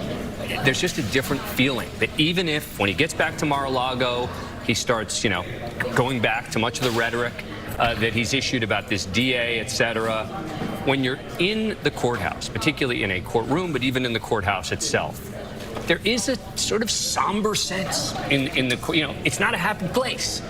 Most people don't like being there. You don't go to a courthouse typically because you want to be there. And so there is that feeling, and this is a dreary courthouse. And so, I do think that we may see a very different Donald Trump tonight at Mar-a-Lago than we're seeing inside that courthouse right now. I also, look at the sternness of the faces of these officers. And, Dan, you mentioned it. For those of us who have served, answered the call for jury duty, you understand that day in and day out, they work these cases. They protect the people of New York. They're in this courthouse. That is their job. They take it very seriously. And you didn't see, there wasn't even a moment that was excitable there. Everyone recognized the heaviness of the moment. It wasn't just the former president who looked stern walking in, but the officers, too. But that's the case really with any criminal case, right? And this is, again, a difference between civil and criminal, but particularly in criminal cases. People in the courtrooms are serious. It's serious stuff. You're talking about the possibility of taking away someone's freedom. You don't take that lightly in any courtroom. Definitely, but I do think it's true that in the hallways, they don't usually feel like that. The hallways are places where people are relaxed. There's conversation and crosstalk happening. True. You saw none of that. Everyone is taking this deadly seriously and correctly. So not just in the courtroom, I don't think, but in the surrounding areas as well. And when we dipped in for a couple of moments there some time back, just to hear the ambient noise or lack thereof, I thought that spoke volumes too, Pierre, that you could hear a pin drop in that hallway for a good 25 minutes to, a half an hour before he even arrived. David, the law enforcement officials and those officers in particular are mindful of the moment. They're there to protect the former president of the United States. They're there to protect the prosecutor. They're there to protect all involved. And they want to project the image of this is what we do. We're deadly serious about it. And one thing I can tell you, courthouses are rarely places of joy. And I think any defendant who walks into the courthouse, and we just saw the former president, that feeling cloaks you as you walk in. So as we await here, about 2:30 here in the East, the former president now in the courtroom to face the charges, though he was given a preview, if you will, of the indictment that will be revealed officially in court. Prosecutors giving the former president and his legal team the indictment that includes the 24 or more separate counts. And again, as we pointed out multiple times here, those counts could be very similar in nature. We'll wait to see this before we take it any further. And as we await to hear what specifically is in that indictment, I do want to bring in ABC News contributor, former Governor Chris Christie, former prosecutor, former friend of the president, and potential opponent. I know that you're mulling over whether or not you'll run for president. We'll put that off until another day. I'm curious, Chris, though, what you make of that moment watching the former president walk into that courtroom. Well, look, I think everything that everyone has previously said, Pierre and Dan and others, is accurate. I would give you a little insight from the 7 years I was U.S. attorney. I was friends with Donald Trump during those years, and he was fascinated by the cases that I brought. And I would get notes from him on a regular basis on newspaper clips about indictments that we had brought or convictions that we had gotten. And he was always very, very interested in what the criminal process was like, cheering me on when I would bring charges against people, when I would get convictions. And this was somebody who is not unacquainted with this process, even though this is his first time as a defendant. He was interested in it. He would ask me lots of questions about it. He had lots of opinions about it. And so I think it's probably a surreal moment for him that for all the rest of his life, he was doing this as an observer. And today, he is the participant. He's the person who is being charged, being fingerprinted. And he used to ask about that process as well. How does that work? What happens when they get surrendered to the FBI? So I know that he has thought a lot about this over the years in the context of other people. But for him to be going through this today, I don't care what his staff says, this is a very, very difficult day for Donald Trump. And Chris, what do you make of the fact that, and you know him well, that he has been so successful over the years at pushing back the law, if you will, defending himself, delaying, stalling, and obviously there could be delays after this day. We fully expect them as we watch this case unfold. But the fact that he would be booked, fingerprinted, brought upstairs to the 15th floor there now, and is a criminal defendant in front of the judge as we speak. Well, David, look, two different contexts, right? He's been extraordinarily successful, as Dan had mentioned earlier, on the civil side of things. And civil, by its very nature, is a little more collegial often, a little less serious, and a little more prone to delay. There is a right to a speedy trial in the Constitution. And so prosecutors are always under pressure, try to move as quickly as possible, and judges don't let defendants normally do anything that creates undue delay. So I think his normal practice that he's been successful at on the civil side will have much less success on the criminal side of things. He may have some, but much less success. And in addition, what we're talking about here is something that he has worked hard his entire life to avoid by the way he conducts his business. No emails, no text messages.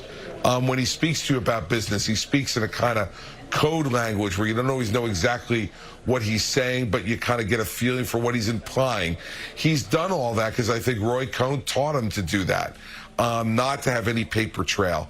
And so this is going to be interesting to see what's in the indictment, what documents they have. I can guarantee you this much. They're not from Donald Trump. I never got an email from him in the 22 years I've known him.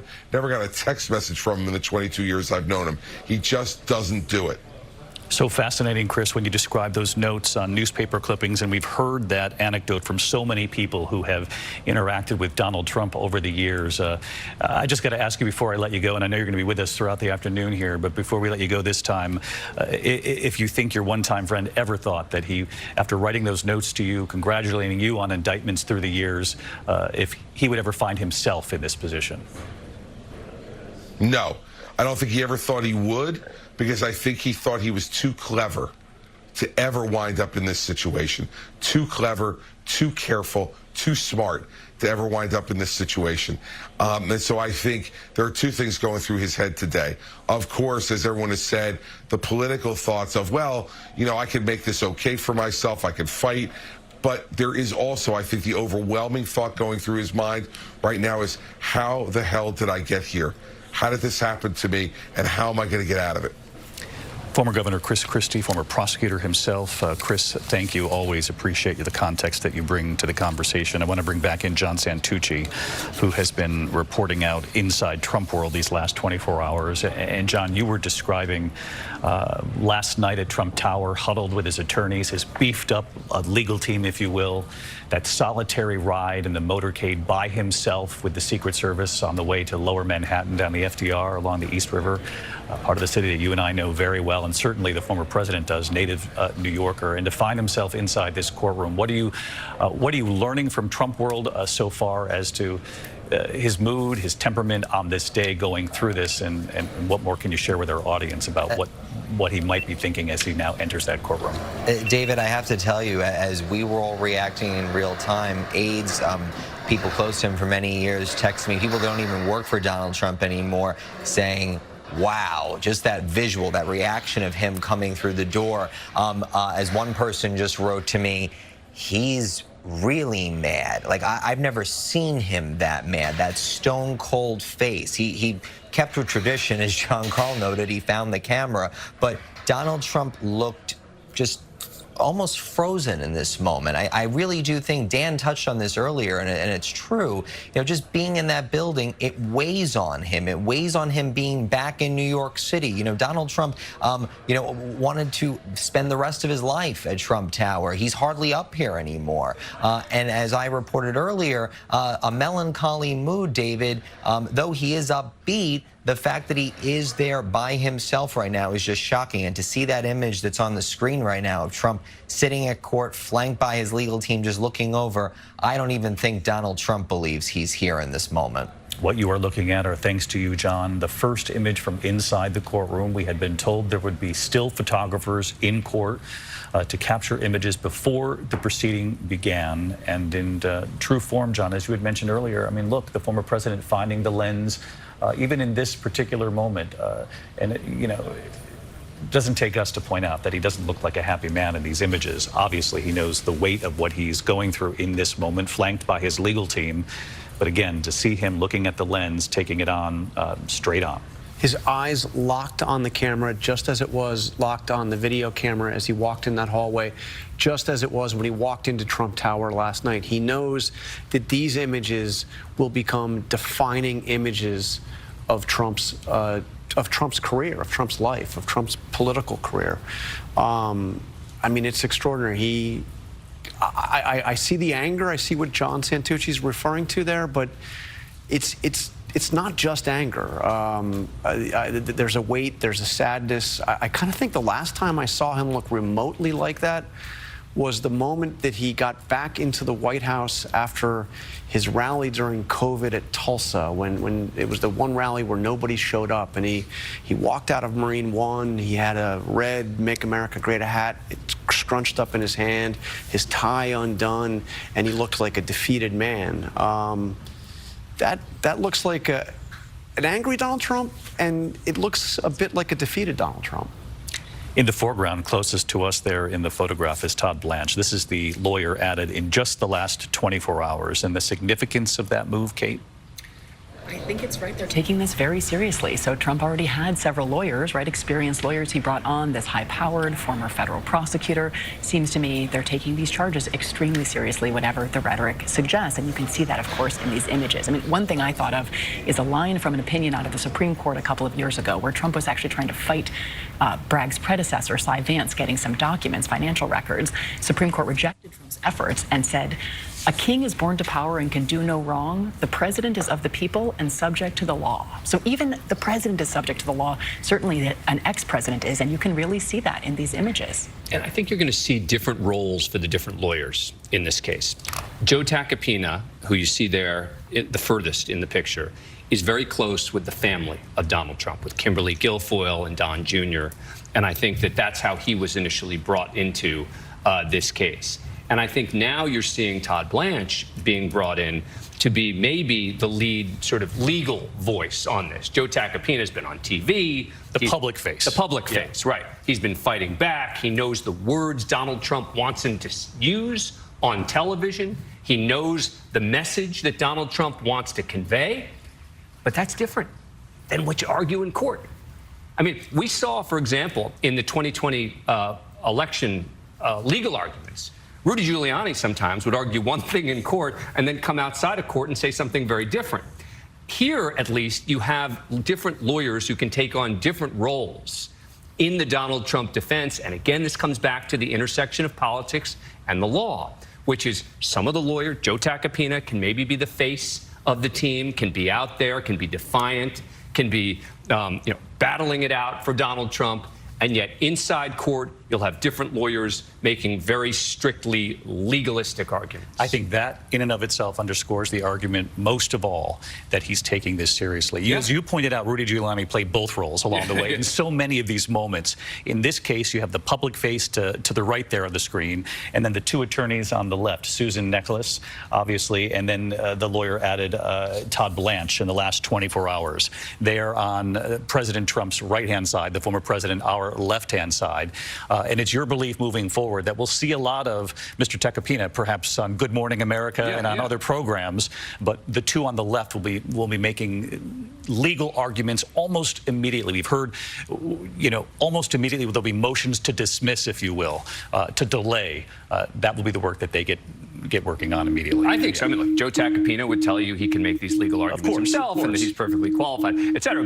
But I think that, there's a reason you bring on another lawyer like Blanche, who just left his law firm, to come to this case. I mean, he's literally quit his job to come take on the case of Donald Trump. And, that means that, A, I'm sure he's been paid up front. B, I'm sure it means that he's, recognizes this is an interesting, important case. But C, and we've seen this in some of the other cases with Donald Trump, right? We saw in the Florida case where he had hired an election case in a very serious lawyer down there to take on the case. And look, and there's an intersection between these lawyers. They have to get along. They do. They've got to figure out how to work together, and sometimes that doesn't happen. And there's already been reporting about tension within the legal world. We'll let that come on its own in the coming days. Here's another image I wanted to show the audience watching with us here this afternoon, the officers in the courtroom. When you widen out, really, it's sort of, underscores the moment. This is the kind of courtroom scene that those of us who have served jury duty or who have covered these criminal cases in the past, certainly you, Pierre Thomas, this is your beat. When you see the broader picture here, this spells out exactly what's playing out, that we're looking at a former president who is a criminal defendant here. Exactly. You have layers upon layers of security. And I do think that as we watch this case unfold, what everyone is thinking about, including, I'm sure, Donald Trump and his legal team, is you do not want this to get to a trial. If you can get it dismissed, that's what you want to have happen. The reason being is if it gets to a trial, then it suddenly is in the hands of a jury. And it will be based on the presentation in court and the set of facts that the prosecution can present. So this beginning of the process gives you a hint of what's to come. It's a very somber moment. Those law enforcement officials, look at their faces.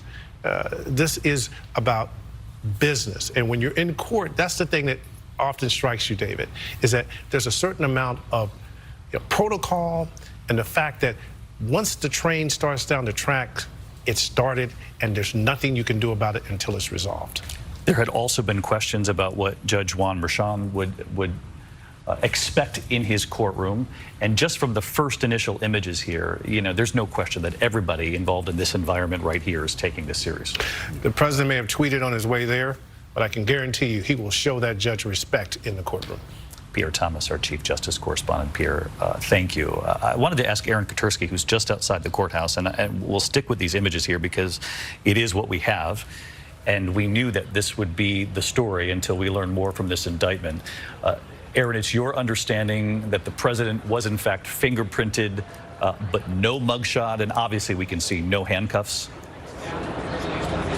No handcuffs, but David, this image indicates that he is not a free man at this stage. He was placed under arrest, and as much as the court officers are there for his protection, it is also indicative when officers stand behind a criminal defendant that he is not free to leave. In fact, he will not be free to leave until a judge releases him, likely on his own recognizance. This is not a bail-eligible crime that he's going to be charged with and plead not guilty to, but he is not free to go until the judge says he's free to go. So those court officers are there both for his own protection and as I think a vivid symbol of his predicament right now, David. Aaron, what's your understanding as to how quickly the rest of us will learn what's in this indictment? It should come at any moment as soon as the proceeding is complete. And our best indication that it was underway is the release of these images, because the photographers that were allowed in to snap photos were only allowed while the judge was not on the bench. So as soon as those photographers were escorted out and were able to show us these pictures, that means the judge is on the bench and the proceeding by now well underway. All the former president has to do is enter his not guilty plea. There may be some housekeeping matters, another date set for a status conference or a motion schedule, and then the judge will formally conclude the proceeding. I'm also struck by one other element in this photo, David. Behind the officers, you would normally see spectators in that first row. I was told that those first row, even two, would be kept empty as something of a buffer between the spectators gallery and the former president as yet another measure of security. So those members of the public and the press that were allowed in are in the back of the courtroom. And perhaps, Aaron, you could speak to some of the irony here. As we can hear the helicopters hovering overhead, we hear the ambient noise there above you. But some of the irony here that it was Donald Trump's team, and we know this is a former president who has embraced the power of the lens, the power of television all these years as a businessman and then obviously as president of the United States, that it was his team that argued in the 11th hour that allowing cameras into that courtroom, television cameras, would create a circus-like atmosphere. They made a convincing argument. The judge agreed with them, which is why we're seeing these still photos instead. This was expected, but that it was the former president's team that argued to have it this way instead of video cameras that we might have seen in another instance. The presumption in New York courts, David, is always that cameras are not allowed. Occasionally, a judge will allow a video camera in for just a few moments to capture a few frames of video, but rarely are proceedings like this actually televised, certainly not live, and certainly not wall-to-wall like this. So it wasn't a surprise, but it was the former president's attorneys who said that putting cameras in that courtroom would create not only a circus-like atmosphere, but also would be a infringement on the former president's presumption of innocence. And yet, for all of the talk of circus, out here there are a few hundred protesters mingled in with the curiosity seekers, and the former president seems to have caused some of that circus-like atmosphere by lashing out at the prosecutors and the judge in the case. It is now 2:50 here in the East, 10 minutes before 3 o'clock in the East, and the breaking headline at this hour, just in, the former president has pleaded not guilty to the indictment that has been presented in that courtroom, the 15th floor of criminal court in Lower Manhattan. It's our understanding that he planned on making this plea himself and not through his lawyers. And John Santucci, what have you learned? David, I'm told by a source in the courtroom the former president entered a plea of not guilty. We understand that they are going through the indictment right now. I don't have a readout on that just yet. But as that visual showed, the source telling me the former president sitting there listening quite intently right now, David. It's your understanding so far, John, that it was the president, the former president himself, who entered the plea? That I do not have clarity on, David. I'm working on that. I will keep you updated. We'll see if that bears out. That was an indication given earlier. And again, as John points out, this would be a very strong indication, Kate and Dan, that we're going to soon know what's in this indictment, the fact that he's pleaded not guilty. Yeah, and look, it's going to take them a little time to go through the indictment. If it is, dozens of counts, although if it is redundant and it may sort of reflect exactly the same language in a lot of the counts, just a little bit of a different fact as to which record, et cetera. So we don't know exactly, how detailed or complicated the indictment is going to be. But yes, I would expect that we should be getting this very soon. They have it now. They've reviewed it. He's pled not guilty, and this is the time for them to release it. And it's going to be released electronically. So there's no, it's not like they're literally need to walk out of the courthouse to deliver it to somebody. They've got it there, and they just have to decide when to release it. Dan, what do we see after this? I mean, take us through what the American public will see. They'll enter the plea. They'll leave the courthouse. They'll head back to Mar-a-Lago. The rest of us will start reporting out what's inside this indictment. But where does the case go from here? This is just the very beginning. Yeah, this is going to take a while. I mean, the first thing is going to be, there are going to be motions, right? There are going to be efforts by the defense in particular to dismiss the case, to limit the charges. If there are felonies, to say the felonies should go away. There's going to be a whole list of arguments that the defense is going to make about why the indictment should fail. Are we looking at months, more than a year here? Oh, yeah. The entire process, I would expect, is going to take more than a year. But that is going to be largely in the hands of the defendant. That is largely in the hands of Donald Trump. Remember, there's a right to a speedy trial. If the defendant wants to move a case quickly, a defendant can move a case quickly. That's not really up to the prosecutor. Now, there are certain things that can happen that are beyond a defendant's control, new evidence, whatever it is. But typically, it is up to the defendant to decide how quickly do we move this forward to trial. I would expect that Donald Trump is going to want to wait, that there is going to be no rush on his part to move forward with this. I think there probably will be a rush to get out some of his motions, right? To say that this is a faulty indictment, that there shouldn't be any felonies here, that there's no crime committed, et cetera. That I think he's going to want out quickly. But when it comes to actually going to trial, I think we're probably well over a year away. And that becomes part of the political calculation, obviously. Right, yeah. I think that's right. At least, I would say at least a year. And in terms of kind of the early responses by Trump's defense team, I think we'll learn a lot about their strategy through their sort of early responses. If they move to dismiss these charges on the basis that this is, as Tacopina has been sort of alluding to in interviews, that this is a political persecution, that this whole case is flawed for that reason, that I think injects some of the political rhetoric into this legal conversation. If instead they say things like the statute of limitations has already run, this was 7 years ago, probably it's a 5-year statute, they're going to have to figure out how to finesse that. The prosecutors they may do it by saying the statute was paused while Trump was out of New York, of course being the president in D.C. So there could be legal arguments, there could be more politically inflected arguments, there could be a combination. But I do think they're going to move quickly to try to shape the narrative that will give us some real clues about their larger strategy. For people at home watching and they hear this notion of motion to dismiss, what are the chances of that happening? It's unlikely, but there are some real arguments. Look, we haven't seen the indictment yet. We need to see exactly what it is to know how strong the arguments may not be. I think once Kate and I get a chance to actually review what exactly they're alleging, immediately we'll be able to think about, okay, what could they argue as a defense attorney to eliminate the charges? But if there are felony counts here, and it is in connection with falsification of business records, there is going to be an immediate and serious argument that the felony counts shouldn't apply. We're going to have to see what is it that the prosecution is arguing that allows the misdemeanor to rise to the level of a felony. I have a million questions for you on that, but I'm going to wait until we see what's in the indictment. Yeah, because this could go in a multitude of directions. I wanted to tell the viewers at home what they're looking at.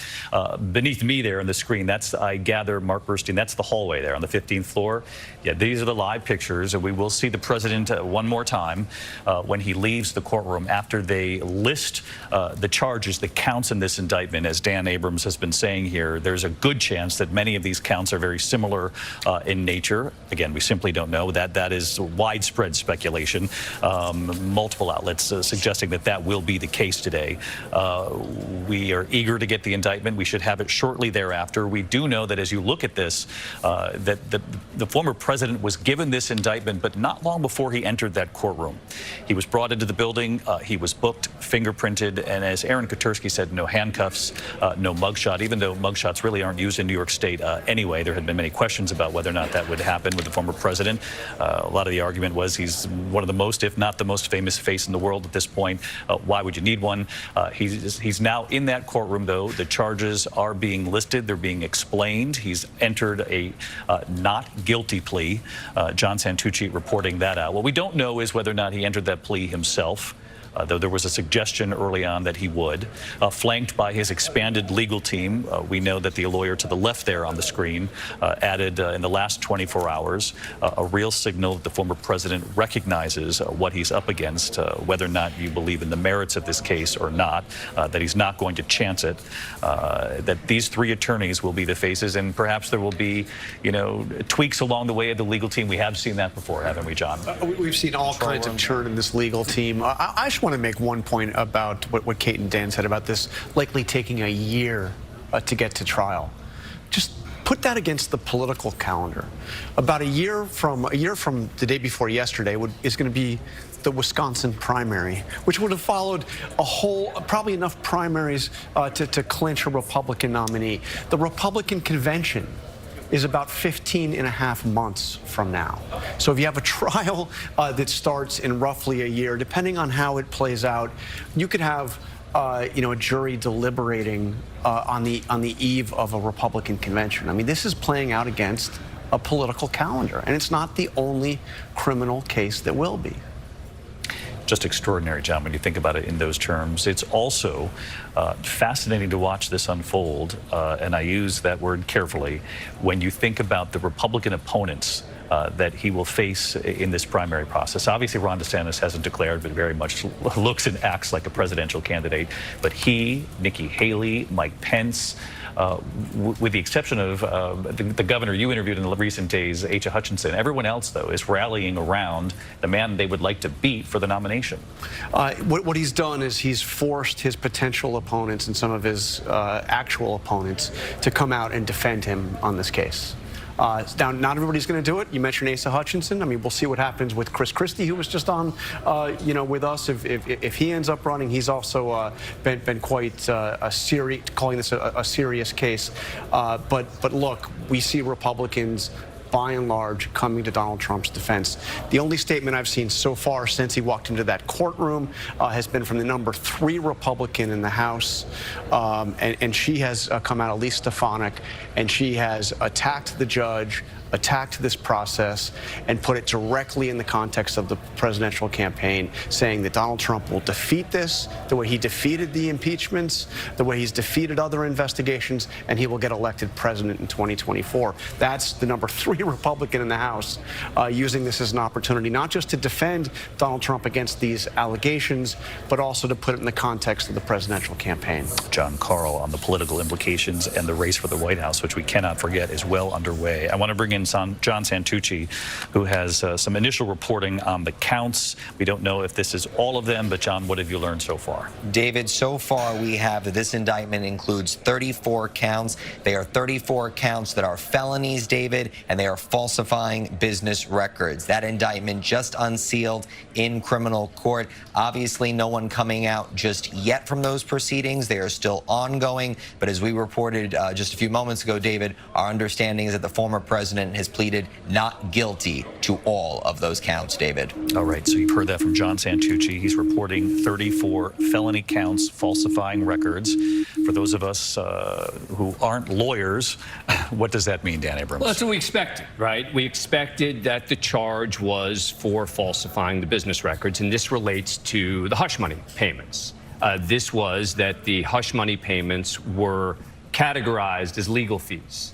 And Michael Cohen has made it clear, and whether you believe Michael Cohen or not, the prosecutors will say that they have other evidence that supports it, that this was a payment made to, I think prosecutors will argue, to help his campaign. We'll have to see exactly what the felony enhancement is for, but that the reason you can elevate it from a misdemeanor to a felony is by saying that the falsification of the business records was done in an effort to conceal another crime. And the question then becomes, what is the other crime that they were concealing? It's basically saying, if you're going to falsify business records, it makes it worse when you're falsifying the business records to try to hide another crime. And that's what rises it to the level of a felony. And what we don't know at this point is what Alvin Bragg will argue is the other crime. Right. We think it's going to be campaign related, but it could be something else. And Kate and I were talking about this, that it could actually be one of the uncharged crimes, right? Right. So this could be a state campaign finance law. It could be something else. It could be still potentially a tax crime, right? Or some other kind of business offense. It doesn't sound like that from the sort of initial responses to this indictment, but we just don't know. But there needs to be something other than just the falsifying of business records, because standing alone, those are misdemeanors. And it sounds like this plea was entered in response to felony charges. So initially, if I'm cutting through what you're saying, initially it would seem Alvin Bragg is trying to connect the falsification of these records to impacting a campaign. In an effort, right, potentially that the falsification of the business records was done so that he could help his campaign. Exactly. That and in an improper and illegal way. And that's a test. That's a real test for a prosecutor. And it's tough. We've seen other cases. These campaign finance cases are not easy to win. We saw this in the case of John Edwards. It was a different case, different fact pattern, but in that case, John Edwards had paid, a woman had been paid off on behalf of John Edwards, and the claim there was that that was effectively a campaign donation. And John Edwards went to trial, and the jury hung on most of the counts, and they didn't bring the case again. because it's too hard to prove that it's just about impacting the campaign as opposed to paying hush money to prevent either your wife or others from finding out about it. And since we know how difficult it is, I want to bring in Terry Moran on this, because Alvin Bragg certainly knows that in that previous case, which isn't exactly the same thing, it was difficult, it was thrown out, and so to move forward, you know, some in the legal world are speculating that Alvin Bragg is more convinced given what he has here. He is, or maybe he thinks he's going to have a friendlier jury. In the John Edwards case, Edwards' lawyers famously stood before the jury and said John Edwards has committed many sins, but no crimes. And that could be Donald Trump's defense as well, because in order to prove if, in fact, these misdemeanor counts of falsifying business records, in order to get them to felonies, if that's what the evidence shows, they connect it to a campaign finance violation. Every juror, all 12 of them, will have to be convinced beyond a reasonable doubt that Donald Trump paid off Stormy Daniels in order to protect his campaign, rather than just protect his family or avoid general embarrassment or anything like that. Donald Trump is undoubtedly not the first wealthy New York man to falsify business records by paying money to somebody he had an affair with. This is an unusual case that way. Many of them are not prosecuted. This one is, and the jump to a felony, which could be other crimes as well, does suggest that Alvin Bragg knows, you know, he's got to hit a home run here. He's under a lot of pressure, and it looks like he's swinging for the fences. And what makes this particularly unusual and different from the Edwards case is that Donald Trump is denying he had the affairs, right? John Edwards admitted he had the affair. And he was saying, look, I wanted to protect my family, etc. Donald Trump's saying it didn't even happen. These affairs just were not true. So that makes it a more sort of complicated defense to some degree. The other question, too, is why didn't federal prosecutors move forward with this? Why would this be prosecuted at the state level? And that's been untested if this is the route in which they're going. Right. Well, we have to figure out, are they charging under a state election law crime or a federal election law crime? Yes. But it is definitely the case that the feds decided for a variety of reasons not to prosecute. But so did the local DA. Cyrus Vance, after Michael Cohen pled guilty, Cyrus Vance was the previous DA in Manhattan, and he had opened this investigation into the hush money and decided not to prosecute for whatever reason. And Alvin Bragg didn't prosecute in his first year or so. And there are going to be real questions that I think he has to answer at the press conference that he's going to hold later today, which is not just what's in the indictment, and it's a question you asked before, David, but why now? And we'll hope that Alvin Bragg will shed some light on that. He is expected to talk after this arraignment here today in this courtroom. Again, you're looking at a live picture right now, the 15th floor, the only camera in that building. It allowed us to see the former president walking into court, a very stern-looking former president, just a couple of seconds, but finding and locking in on that camera lens.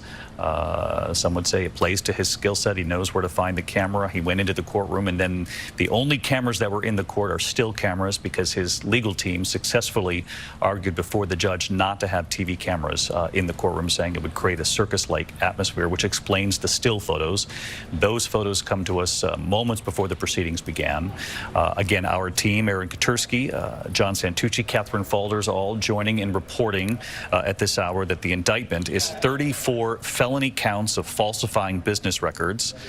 We don't know if that is all of them, but at least 34 felony counts of falsifying business records. The question, as Dan and Kate rightly point out, is how did they get it to that felony level? Are they connecting it to state campaign finance laws, federal laws?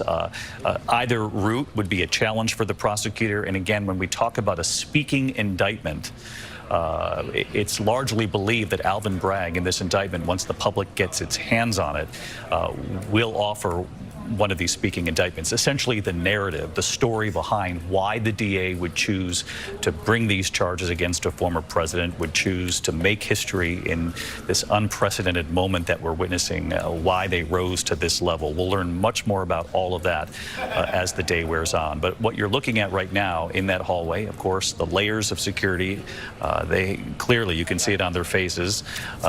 You know, this is a day like any other, but in many ways it's not. And I'm sure they know both sides of this. They're there to do their job. We've all come in contact with these officers before, whether it's through jury duty or covering a court case in the past.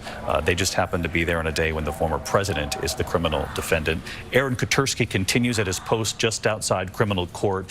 And Aaron, I know you're trying to wrap your head a bit. And again, I don't want to get ahead of ourselves, but wrapping our head around the idea of 34 felony counts of falsifying business records and how this could perhaps connect directly to Michael Cohen and what he offered the DA.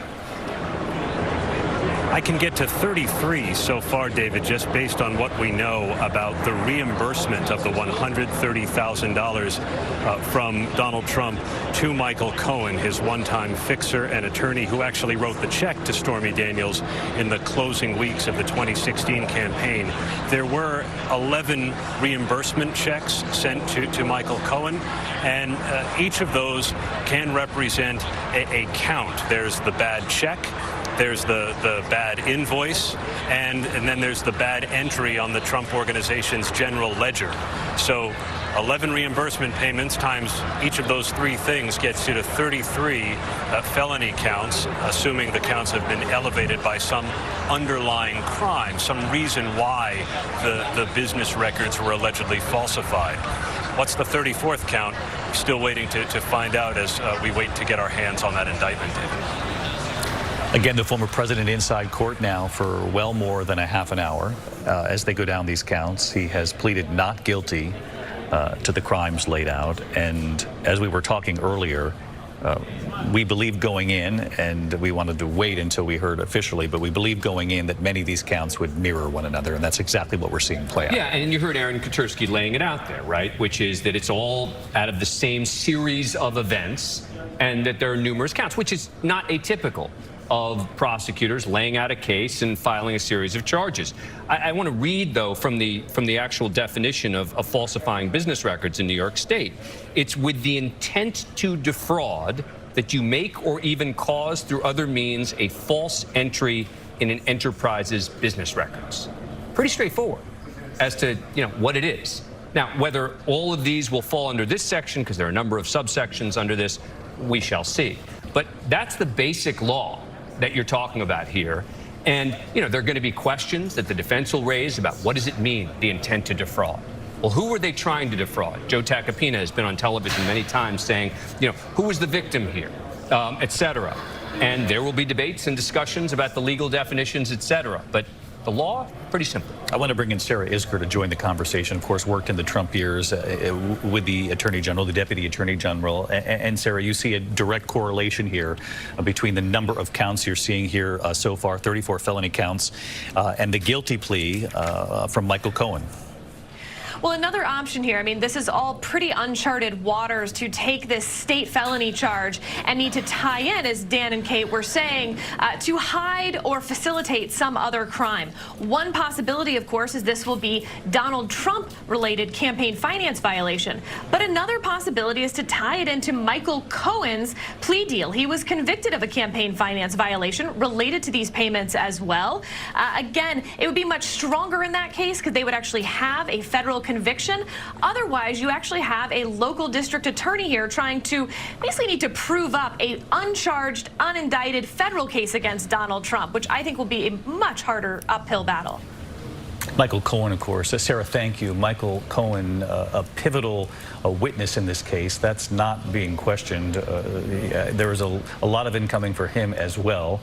People have questioned, his lies in the past. He's acknowledged lying himself. He said he lied to serve his boss, the former president, when he was an attorney and fixer for him. But Michael Cohen in recent days has been emphatic, John Carl. He said that what he has offered the DA is backed up with paperwork and evidence. Paperwork and evidence. And think about Michael Cohen, who had been so close to Donald Trump. He at one point said he would take a bullet for Donald Trump. He was about as loyal as anybody I saw around Donald Trump in the lead up to the 2016 campaign. And this is somebody who has served time for this very episode. He served more than a year in prison and about a year and a half in home confinement. Now, it wasn't solely related to the Stormy Daniels hush money payments. He also acknowledged and was convicted of lying to Congress on another Trump-related matter regarding the efforts to build a building in Moscow. But Michael Cohen, now the star witness, a flawed witness for those very reasons, but also somebody who has paid dearly, personally, his family has paid for his service to Donald Trump. Time behind bars, time confined to home, his career, his finances ruined because of his association with Donald Trump. And David, you know, you've spoken about the federal case. Why didn't the Justice Department do anything? Well, first of all, there was Justice Department policy that you could not indict the sitting president. Well, we have to look at the moments after President Trump leaves office. There was this thing called January 6th.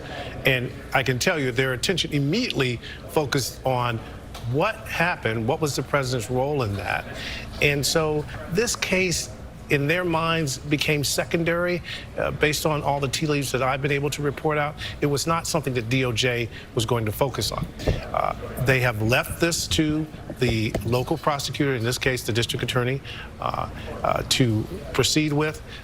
That's why it's going to be so important for us to actually look at these charges and figure out what they're built on. What's the basis of it? The federal investigations are proceeding separate and apart from this, but they know, obviously, that the people's view of the judicial system and whether it's fair or not is being impacted by this case. I want to bring in Governor Chris Christie, former governor, former prosecutor. Chris, can you explain to the audience why federal authorities did not proceed here and why this would be the Manhattan district attorney who would years later pick up this case? Well, obviously we weren't in the room when the decisions were made, but I do think that this is a perfect example of prosecutorial discretion. You know, federal prosecutors and prosecutors throughout the American system are given the discretion, even if they believe a crime may have been committed, to make an evaluation. Is this worth the expenditure of resources compared to the other challenges I have in my particular jurisdiction? And I think it's where Pierre's comments come particularly into focus here. You know, when you look at the timing of all this, no doubt there's DOJ policy that says impeachment is the only way to deal with a sitting president. So now once you get past January 20th, DOJ has to look at the resources they're bringing to bear here. They wanted those resources to be brought to bear on January 6th, I'm sure. And that was a prosecutorial judgment made probably by the Attorney General of the United States and passed down to the U.S. Attorney's Office in the Southern District of New York to say, we're not wasting our time and resources on this. Our focus regarding Donald Trump's conduct is going to be on the intervening problem of January 6th and what crimes were committed there by people in his orbit, by the people on Capitol Hill, and ultimately maybe by the president himself. And so, you know, prosecutorial discretion is an important part of what makes our system different than the European system, for instance. And this is where I think Alvin Bragg is going to get himself open for the most criticism. With crime running as rampant as it is, violent crime, in the borough of Manhattan and all across the city of New York, but his jurisdiction, the borough of Manhattan, people are going to wonder, all these resources that are being spent on this matter, a 7-year-old hush money case, is that really making the security and safety of the people of Manhattan better? And is this really what they should spend their time on? DOJ obviously made that determination regarding this versus January 6th. Alvin Bragg's made his determination. They'll both be judged by it. Legitimate questions, all to be asked in the days and weeks ahead. Chris Christie, thank you. Let's bring in Heidi Heitkamp, former Senator Heitkamp. And Heidi, you've been watching this unfold here today, and just your initial reaction here to learning 34 felony counts of falsifying records. My initial reaction is Donald Trump is not a happy man. He never likes being in a room where he's not in charge. And so this is a tough day for him. My second thing is, where's Melania? I mean, when you look at this, you can do all the legal analysis, but Donald Trump knows that he's on a huge stage today. Everyone's watching. And behind all of this boring kind of business falsification argument is allegations of sexual liaisons that Donald Trump has not ever agreed that actually happened, but yet the public now is going to see this whole issue opened up again. And so if Donald Trump's going to be successful moving, seeking and securing the presidency, he needs to move one group that he lost between 16 and 20, and that's suburban Republican-leaning women. And they aren't going to like what they see in this indictment. They aren't going to like, Donald Trump's between a rock and a hard place politically right now, because if he acknowledges the liaison and says it was no big deal, I did this, purposefully, NDAs were signed, then you're going to have a bad political problem with the group that you need to secure for the presidency. And so the political ramifications are very stark here, in my opinion. We asked the governor, we've asked him, a number of contributors here, Heidi, what they made of the 3 or 4 seconds of the former president going into the courtroom. He lasered in on the camera, those still images of him flanked by his attorneys. You've watched the Trump years unfold. What did you make of those images? And I've spent time with the president, and if you look there for a moment, he narrows his eyes. It's kind of a stink eye at the camera. I don't think he feels defeated nearly as much as he is seething with anger because he is not in control. He thinks and believes that this is all nonsense, and he's got to go through this very difficult process.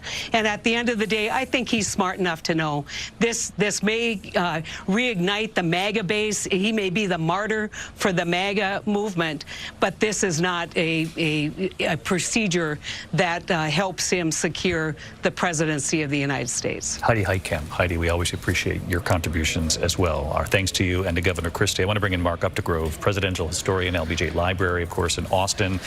And Mark, just big picture here for people watching, and no matter what your opinion is about Donald Trump, what your opinion is about this particular case, knowing that there are a multitude of other cases out there still, coming down the tracks here, what do you make of the unprecedented nature of this day?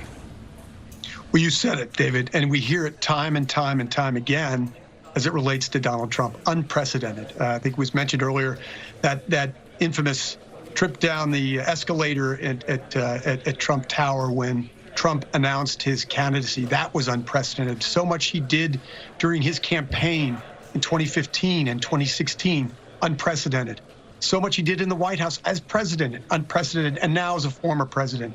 This is truly unprecedented. I think what strikes me in this moment, David, is the somberness, the weight. You can feel it. It's palpable in the scene that we're seeing there, in that photograph you showed of Donald Trump earlier before the judge. You could see it in Trump's countenance, and I think it reminds me most of another unprecedented occasion when Richard Nixon resigned from office in 1974. You could feel the weight of the occasion in that moment as well. You could see it on Nixon's face. And I think this image here that we're seeing before us now will become one of the icons of our age. For now, it'll be a symbol of defiance for Trump supporters, for those detractors of Donald Trump's, a symbol of his criminality, but certainly that is an image that we'll see that will symbolize this very divided age in which we are right now. Yeah, it's a really interesting comparison, Mark, and you point out the similarities. Let me ask you about one thing, at least, that's distinctively different, and that is the fact that a number, if not most, Republicans on the Hill have rallied behind this president. We know, ultimately Republicans came in to tell Richard Nixon that essentially this was over. You're facing impeachment. And David, that is the marked difference here. You're absolutely right. Prior to Nixon's resignation in August of 1974, congressional Republicans came to the Oval Office to tell Richard Nixon that he faced almost certain impeachment in the House and likely conviction in the Senate, so he should resign for the good of the country. The Republicans were almost united in that respect. Americans were far less divided at that time. Richard Nixon left with an approval rating of just 24%. As a comparison, Donald Trump, even after January 6th, left with an approval rating of 34% and is now, as has been mentioned, the lead candidate for the Republican nomination. We saw in the wake of these charges, his poll numbers increase, his lead against DeSantis widen, and money pour into the Trump campaign. Again, another symbol of the very divided times in which we live.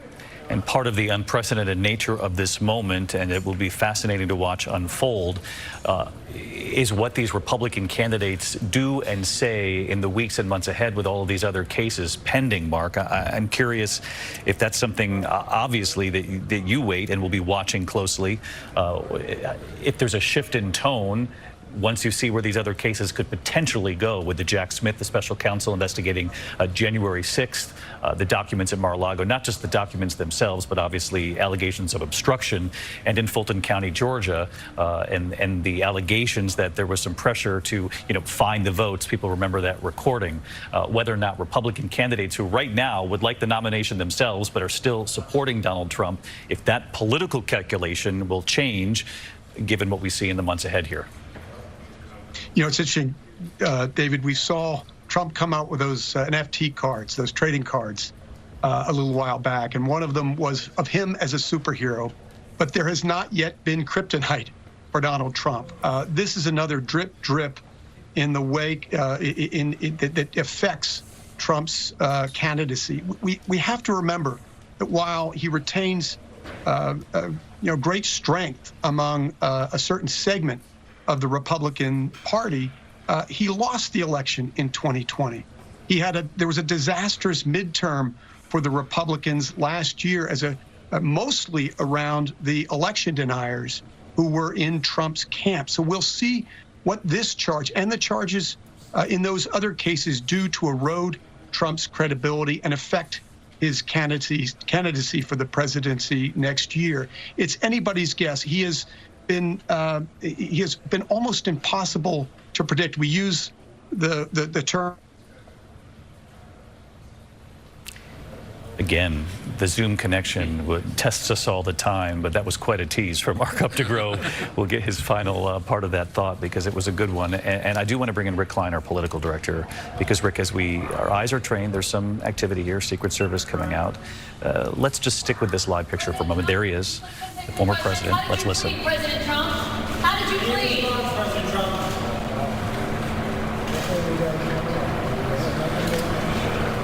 Everyone is to stay put. And there you have it. A rarity right there playing out, too. I mean, the back of his head, it is rare that with questions being tossed his way, that the former president would ignore them. But in this moment, he did. Especially with the question that was shouted at him, how did you plead?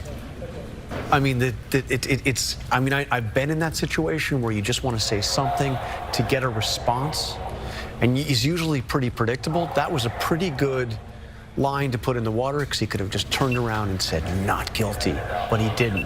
Again, it could be a seething anger that we will see erupt when he gets back to Mar-a-Lago, or more of that melancholy that we've said, or maybe some of both. But that is, I think we can agree, not a happy Donald Trump. Not a happy Donald Trump. His eyes pierced the camera on the way in. On the way out, he was really tested by one of those reporters, and for years it was Hugh John Garl. And as you say, lobbed one of those questions, very simple. He said going in, through our reporting, that we knew there'd be a not guilty plea. Look, but what we didn't know was whether he would offer that himself. This was the opportunity, as you say, but in that moment, he decided not to. And, he has a skill set, and I'm sure we'll see later on today perhaps an indication as to why he didn't think this was the particular moment. Rick Klein, as we look at this hallway, this is the 15th floor, obviously, criminal court. Donald Trump has now left after almost an hour, I believe. We'll get a direct number on how long he was actually in that courtroom as they read the indictment. Rick is our political director. You'll remember him from election night over at the big board. And Rick, I just always like to help folks at home remember the big picture here. And regardless of whether or not he has pleaded not guilty here, 34 felony counts our team is reporting of falsifying business records. Regardless of this, of the history made today, this does not impact whether or not someone can run for president. He will move forward full steam ahead in his race for the White House. There is nothing that stops him from continuing his campaign for the presidency. There's nothing that stops him from even being elected to the presidency, even if he's under indictment, even if he is potentially convicted. His campaign sending out a fundraising appeal with a fake mugshot, a mugshot that does not exist, asking for people to contribute. That's the campaign public face that they're trying to put on this, the spin they're trying to put on this. I think, though, the dour images of Trump in that courtroom speak more truthfully to the reality of this moment. And I think it's a mistake to assume that this helps him politically. Yes, there are Republicans rallying to his defense, but they're doing so around the idea that this prosecutor is overreaching, that he is out of control. They're not rallying to his defense around the substance of these charges, and they will play out over months and months, a year plus, as John Carl pointed out. It could be in the context not just of the Republican primary, but the general election. That's where he may see a lot more political vulnerability. This is a real thing now. This is changes and resets everything around the presidential nominating contest, even as Trump forges ahead with his campaign. Well, just look at this, Rick. We're looking at live pictures of the motorcade already on the move. That shows you how quickly you could get out of that criminal courthouse if you're given the elevator reserved for judges, which is what our reporting tells us in the case of Donald Trump today. We have color from inside the courtroom. Our Catherine Falder's reporting that the former president did enter the not guilty plea himself, and that it was Todd Blanche. This is the new attorney that Donald Trump brought onto the team in the last 24 hours, at least acknowledged it publicly that there had been an additional defense attorney added who did most of the speaking inside that courtroom here. And David, as you see those images of the motorcade leaving, what the Secret Service wants to do, get him in and get him out. They wanted this to be very businesslike, professional. I think they probably even negotiated with the Trump team that he probably wouldn't do much speaking at the courthouse, either before or after. That's what you're seeing unfold. He will be moving toward the airport promptly, we're being told. So again, for their part, the security of getting the president in the building, have him processed, have the proceeding go forward, then move him out, because trust me, the Secret Service wants to be out of this business. They want him on the campaign, all of the things that he will do going forward in a more normal sense. This was anything but normal. They had to put together the security package. He's now in the security bubble. Now they want to get him out of the city and back to Mar-a-Lago. They want him back on that plane. They want New Yorkers safe and the former president safe. And if they can say that at the end of the day, they will have done their job. The Secret Service and the NYPD. And, you know, the officers who turn up at court every single day who we saw on cameras here for a good portion of this afternoon. As we look at this live picture of the motorcade, John, I know that you've been in touch with Catherine Falder's and our team with a little more of how this played out inside that courtroom. A little bit, David. They're being very controlling right now. Our team is still inside the courtroom, but I'm being told by ABC's Laura Romero, president, as we've reported, David, pled not guilty, 34 counts. Laura says the president was calm throughout the proceedings, spoke very quietly, David, apparently only speaking to enter that not guilty plea and then whispering to his lawyers as the proceedings were ongoing. But we're still getting a readout from the team in there, David. I think they'll be hopefully out shortly and will be able to join us in our coverage. Yep, raise your hand as soon as you hear from any of them, and we will go to them just for a description of inside that court.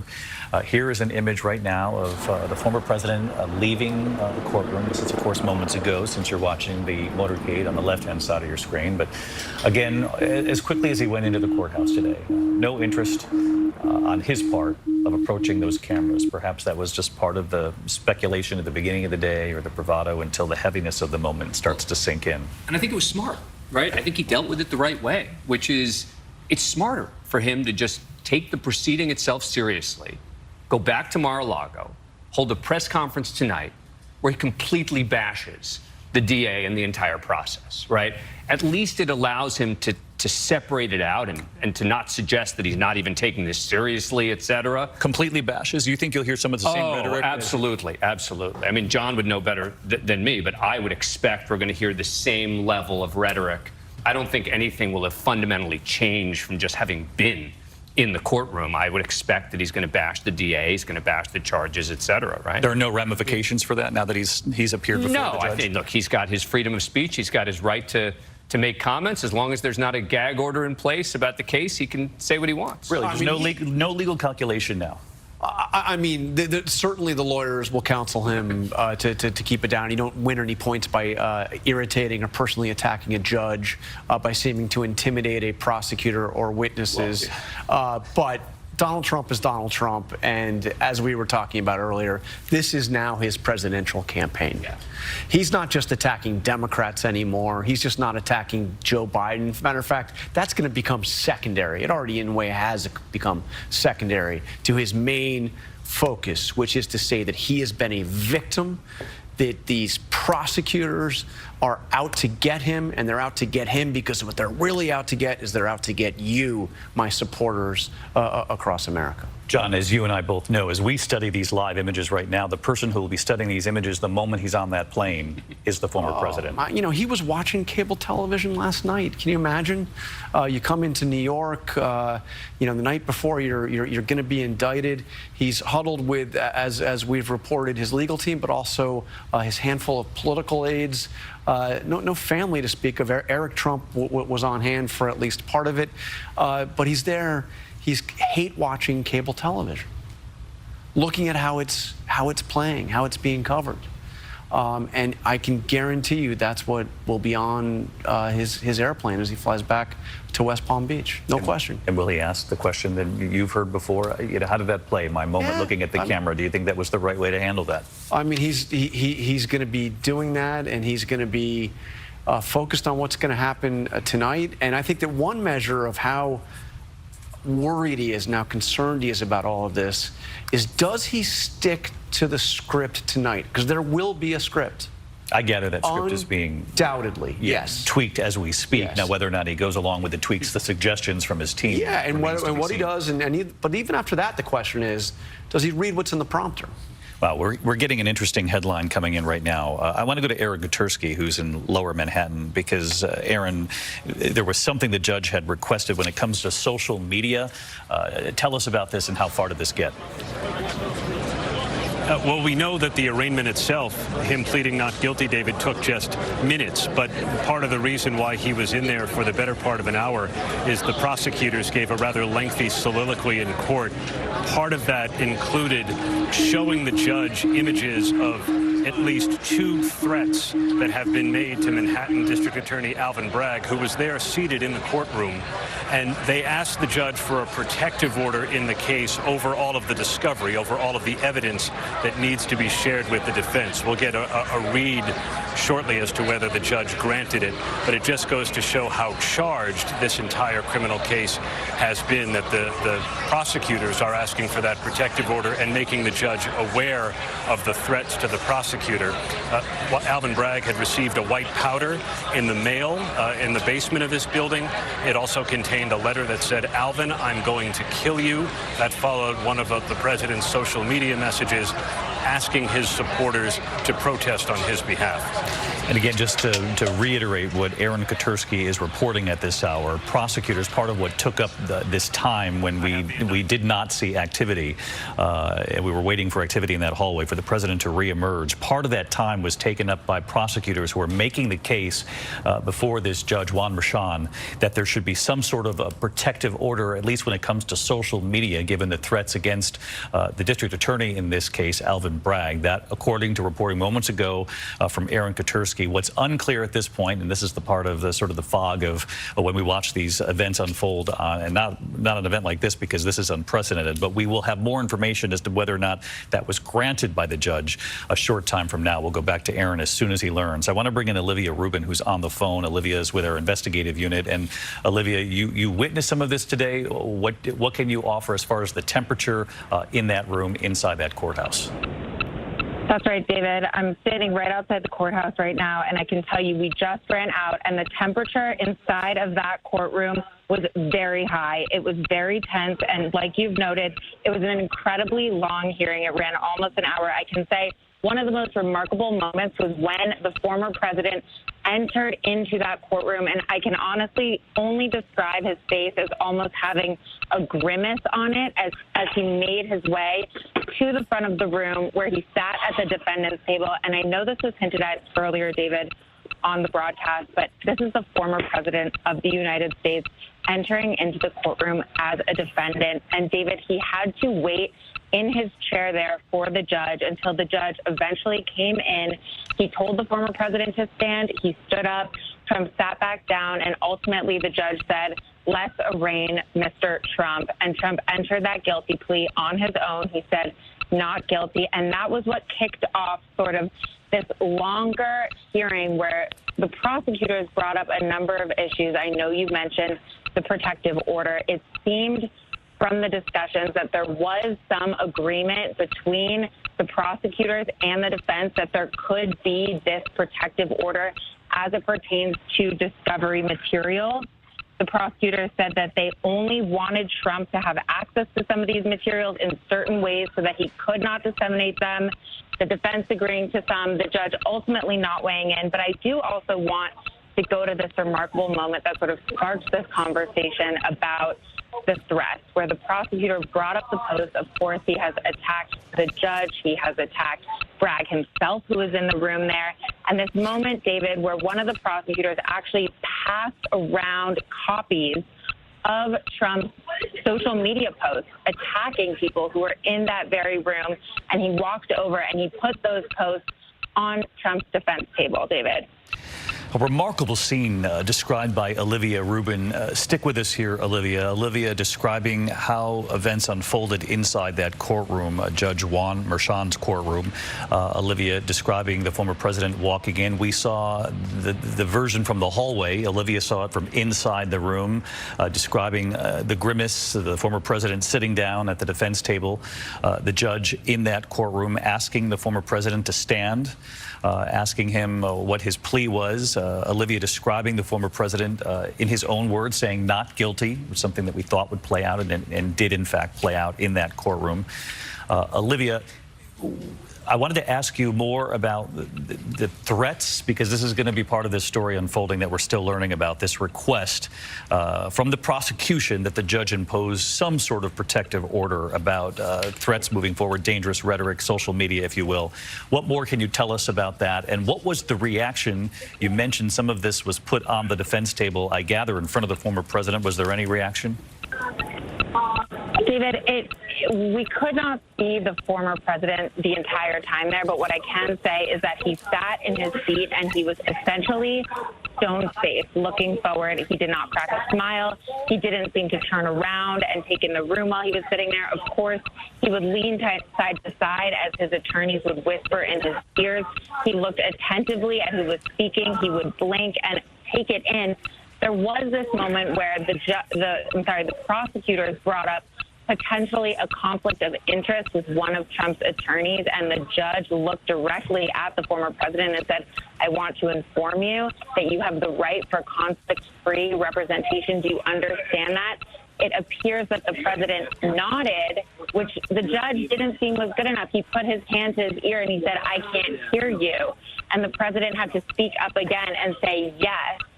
And so it was those types of moments that made it so abundantly clear that the former president in this room was a defendant, David. He was at the will of the judge, and he had to sit through, as we've described, what was nearly a 1-hour hearing. And by the end, the judge was reading to him sort of these, what he described as, commonplace, usual directions that he gives to all defendants.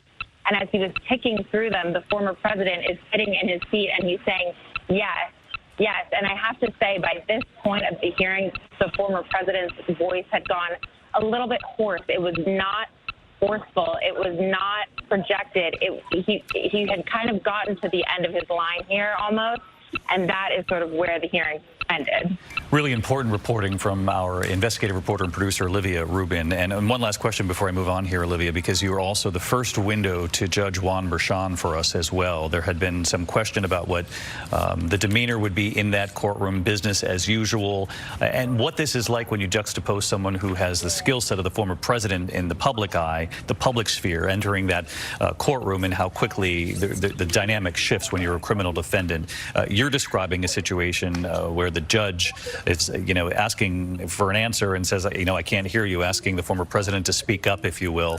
It would sound like the judge, and you tell me, seemed to be making it clear that at least in that courtroom, he was the one leading the way, the one in charge here. Absolutely. And there were give and takes throughout the hearing, David. There were times when the judge would listen and he would say, of course, this is an exceptional circumstance. And he acknowledged what it took to simply get the former president into the courtroom today and the resources it took from the city, from the Secret Service, from all aspects.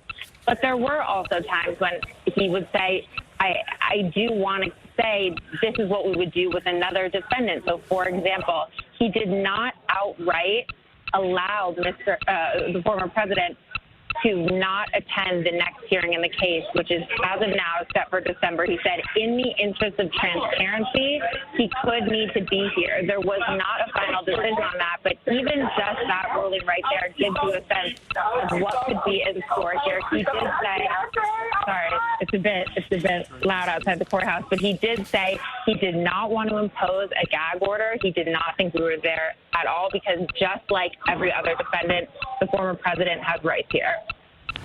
Olivia Rubin with us. Olivia Rubin, who is our investigative reporter on the investigative unit here at ABC. She was in that courtroom describing somewhat of a surreal scene, though all of this has been today. A situation where she says there was give and take between the judge, Juan Merchan, and the former president, Donald Trump. Moments when the judge asked him to essentially, speak up. I can't hear you. The former president pleading not guilty himself in his own words, standing before the judge. But also a judge who understood the historic nature of what was unfolding in his courtroom, respectful of the fact that there was a former president standing before him, and the extraordinary nature of this case and the security involved, the logistics involved in getting the former president into that building up to that 15th floor. In her words, there was give and take, and that is also encouraging, because this was certainly a test of the legal system. And again, Dan, you and I have been talking about all afternoon here, this sort of this moment in history where the political world, clashes with the legal world in a really significant way. But, that scene described as polite, assertive on both sides, and a request before that judge from prosecutors about some sort of protection moving forward when it comes to social media and the number of threats. But I do want to get to the indictment, because we do have it in our hands, a number of us do. I want to get right to Aaron Katersky first, because Aaron, you have covered these indictments in criminal court for us for many years. What stands out to you so far? Well, David, it is not a speaking indictment, as you were discussing. There is no language other than the straight matters of the criminal charges, 34 of them, to which former President Trump pleaded not guilty, uttering those words in his own voice before Judge Juan Merchan.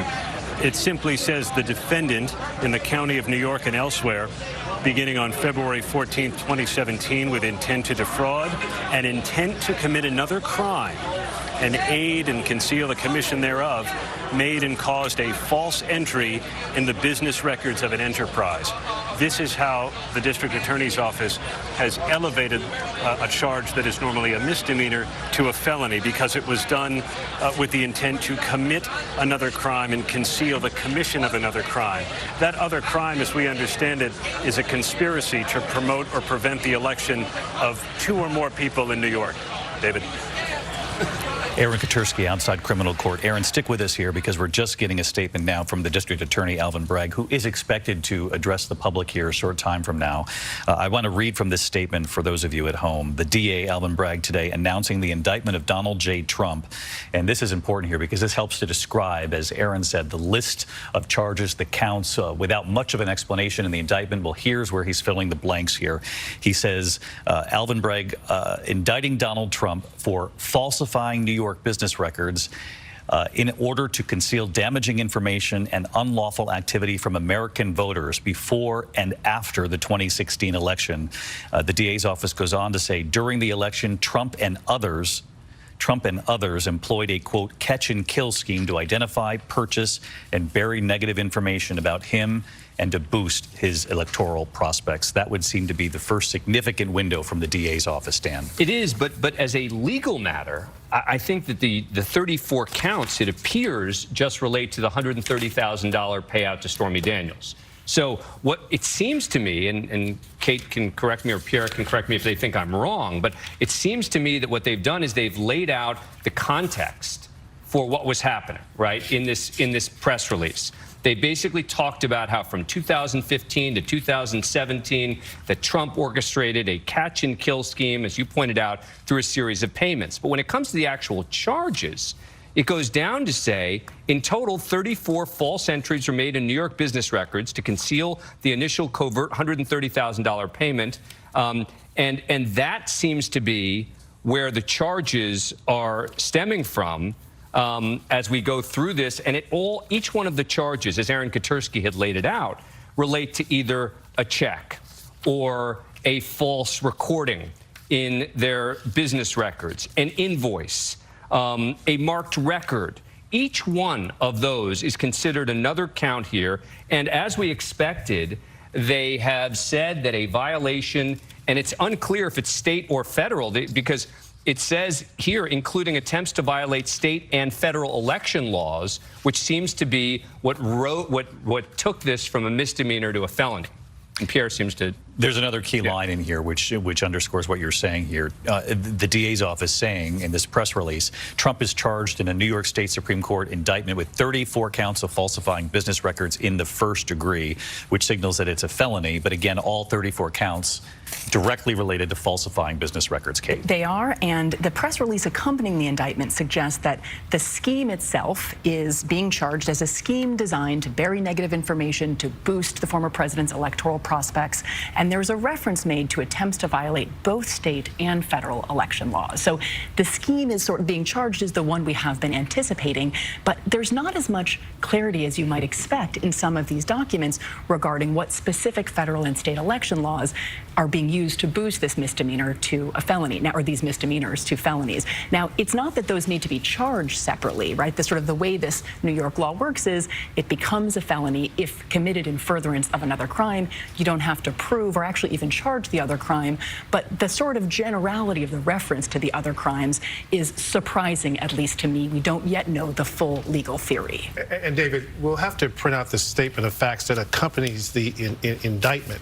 But what you essentially see from the district attorney here is he's making the case that this was a conspiracy to use this catch and kill philosophy, i.e., we're going to take this story out from the public domain so it never sees the light of day. So, in fact, Donald Trump can continue his effort to become the president of the United States. And they're saying that it violates both state and federal law, that scheme.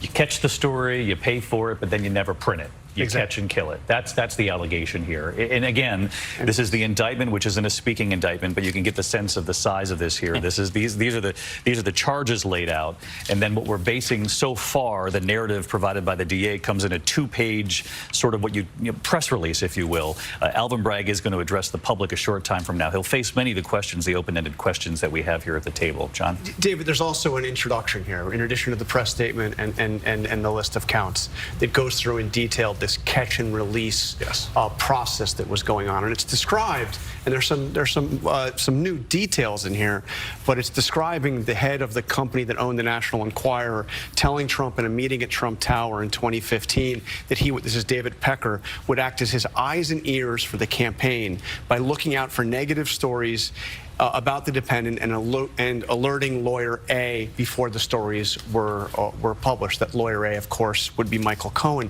One of the stories mentioned specifically is a story revolving a Trump Tower doorman who it says that in between October and November of 2015 was trying to sell information regarding a child that the defendant allegedly fathered out of wedlock.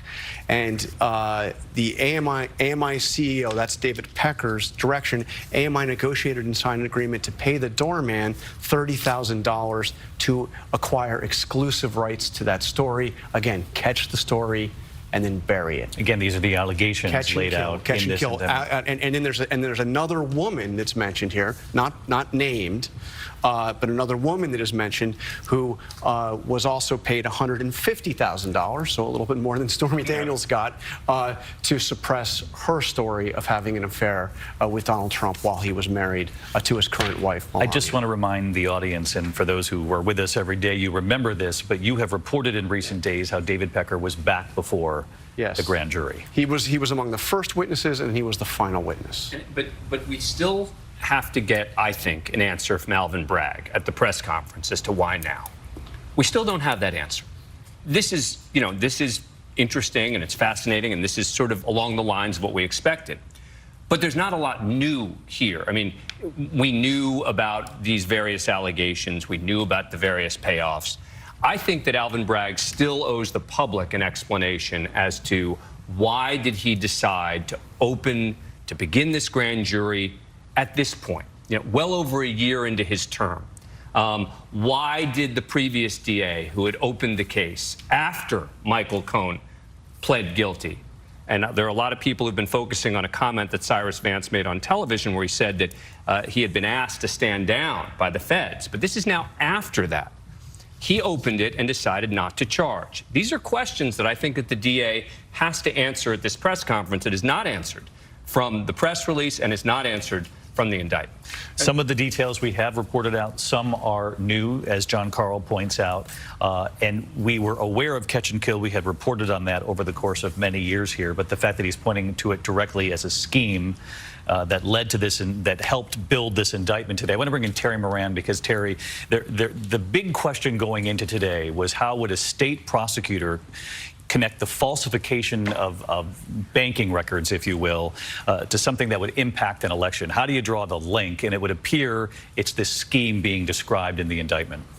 Right, which describes hush money payments to several people, not just one, that this was a pattern and practice during the 2016 election.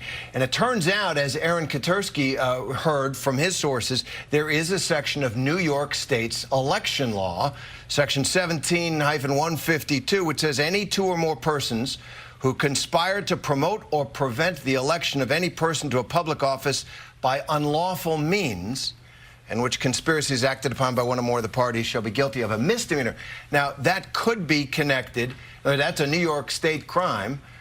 But if it is a conspiracy to use unlawful means, falsifying business records would be that. Although Aaron's also hearing that they are involving federal campaign law. And then that gets into the question, why is a state prosecutor empowered to enforce federal campaign law? Federal government isn't going to like state prosecutors running around making cases on that. There's preemption issues, as they call it. There's other issues as well. And so there may be a lot of legal fighting about the nature of these charges before you get to any witness and evidence and trial. And the state prosecutor making the case that this somehow affected a direct correlation with federal election law is the part of this, Terry, that's really untested.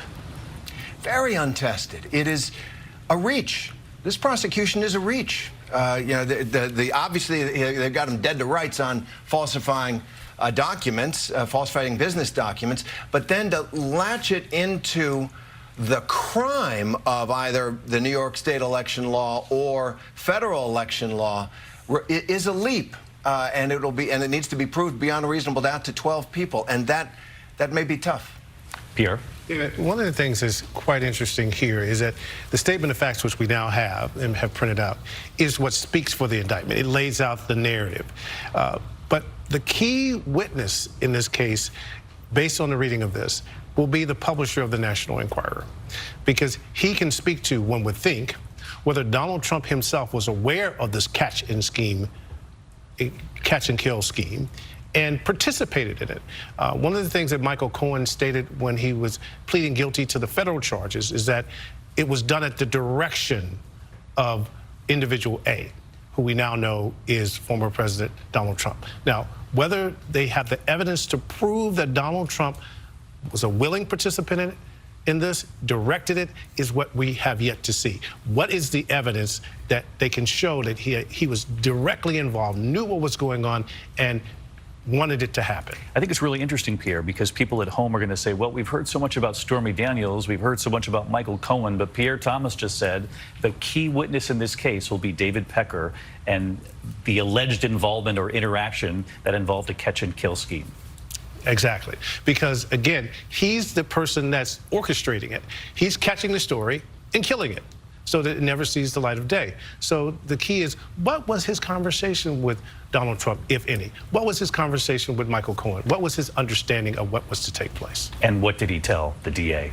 Exactly. Behind closed doors. All right, let's bring in John Santucci for more on the scheme that they're laying forward here, John, the alleged scheme. David, the most fascinating thing to me in reading this statement of facts is that, you know, everybody and us thought Michael Cohen was the sole narrator of this story. Reading this statement of facts, this seems like it's a story told by Michael Cohen and David Pecker. They talked through, David, in this statement of facts, how this was not a one-time occurrence in this relationship. That David Pecker, who was the publisher of the National Enquirer, when they would get wind of a story that was bad for Donald Trump, they would reach out to Michael Cohen and, as we've said, make a deal to catch the story and then make it go away, to kill it. They give the examples of the first woman that was a $150,000 payment, that being Karen McDougal, who gave an interview right around the 2016, right after the 2016 election, and talked about what a relationship she had with Donald Trump, far more significant, frankly, in her telling of it than Stormy Daniels. They talk about a doorman who wanted to sell a damaging story against Trump, another catch and kill there, and they talk about Stormy Daniels. But that one seems to be a little different, but nevertheless, Pecker and Cohen working in tandem on all of these. It's a really interesting story, quite frankly, that the DA's office tries to show. And, you know, we've thrown that word conspiracy out there a lot. Certainly in the statement of facts, they are talking about a conspiracy in the sense that this was a trend. This was not a one-time deal that happened. It seemed to be a rinse and repeat relationship for Cohen and Pecker, all to the benefit of Donald Trump. John Santucci, our thanks to you. Keep pouring through along with the rest of the team here. I want to bring in former Governor Chris Christie. And Chris, I'm curious, are you at all surprised at the role David Pecker seems to be playing as far as his seems to be a very significant witness here for the DA? No, in fact, on Sunday when I was on the This Week show with George, he asked me what did I think was going to be different or new. And I looked at him and said two words, David Pecker. Look, I disagree a bit with some who have said they think this is a reach. Look, if in fact, it doesn't seem to me that federal campaign finance law needs to be involved in any way here. The crime is to try to essentially defraud the voters of the state of New York by trying to either help or impede the election or defeat of two or more candidates, which would be Hillary Clinton and Donald Trump. And Pecker is the guy. And I think what may have changed here with Alvin Bragg is maybe David Pecker was willing to come forward now and be cooperative because in the federal case, there was a lot of back and forth with Pecker about what he would do or not do. And Pecker, presumably, does not have the same infirmities that Michael Cohen would have as a witness. One, you haven't seen David Pecker anywhere. You haven't seen him on television, giving any interviews or doing anything else. I haven't seen this guy for a long time. And I certainly haven't seen him making any public comments as opposed to Michael Cohen, who seems to be as addicted as his former boss is to getting in front of a TV camera. So my guess as to what's going on here is that the single most important witness, as was said earlier by Pierre, you don't have to prove these 34 falsification counts. They're not going to be difficult to prove. And Cohen will probably have the most to do with that. And I don't think it'll be hard to prove. The key is going to be proving the underlying crime that elevates it to a felony. And I think there is going to be one most important witness, and that's going to be David Pecker. We have pulled the transcript. We'll give you complete credit for having predicted some of this on Sunday morning. Our thanks to you, Governor Christie. Thank you very much. And so you heard Chris Christie there, former prosecutor himself, Dan and Kate, talking about it. You know, there's been this discussion about the violation of campaign finance law, or you know, that he's saying that perhaps that discussion needs to be put aside, and that we need to really be focusing on David Pecker here and a scheme. And he says, and that's what the DA is now trying to lay out. So I think that there are two separate issues here, right? One is the technicalities of the law, and the other is prosecutorial discretion. The technicalities of the law are exactly what Chris Christie was talking about there, which is, does this fit into the category of a violation of the law? Can you prove it? Can you prove that Donald Trump knew about it? And then with regard to the rising it to a felony, that's where Pecker becomes really important, because he will come forward, presumably, and testify. And it says here, actually, in the statement of facts, Section 23 says, the defendant thanked the AMI CEO for handling the stories of the doorman and woman one and invited the AMI CEO to the inauguration. In the summer of 2017, the defendant invited the AMI CEO to the White House for a dinner to thank him for his help during the campaign. Where do you think they're getting that from? They're getting it from David Pecker. From David Pecker. Is telling them that. We're going to hear from the DA in a moment, but right now, all eyes on Donald Trump walking up the stairwell to his plane. He will fly back to Mar-a-Lago. He's expected to address reporters in Mar-a-Lago tonight with some sort of a statement, though unclear how much of that will change now, given what's played out here before us. It'd be fascinating, of course, obviously, to be on that plane for this 2 to 3 hour flight back down to Mar-a-Lago, John. But the president will no doubt be watching coverage and reacting to the indictment that he only saw moments before he entered that courtroom. No doubt about it. And there's another line of narrative in this statement of facts, and it regards the pressure that Donald Trump was putting on Michael Cohen not to tell the truth. And it describes two of Donald Trump's lawyers in communication with Michael Cohen and promising to be a back channel with the president. And some of this stuff is really quite interesting. First of all, they point out that Donald Trump had actually tweeted after Michael Cohen's apartment was searched.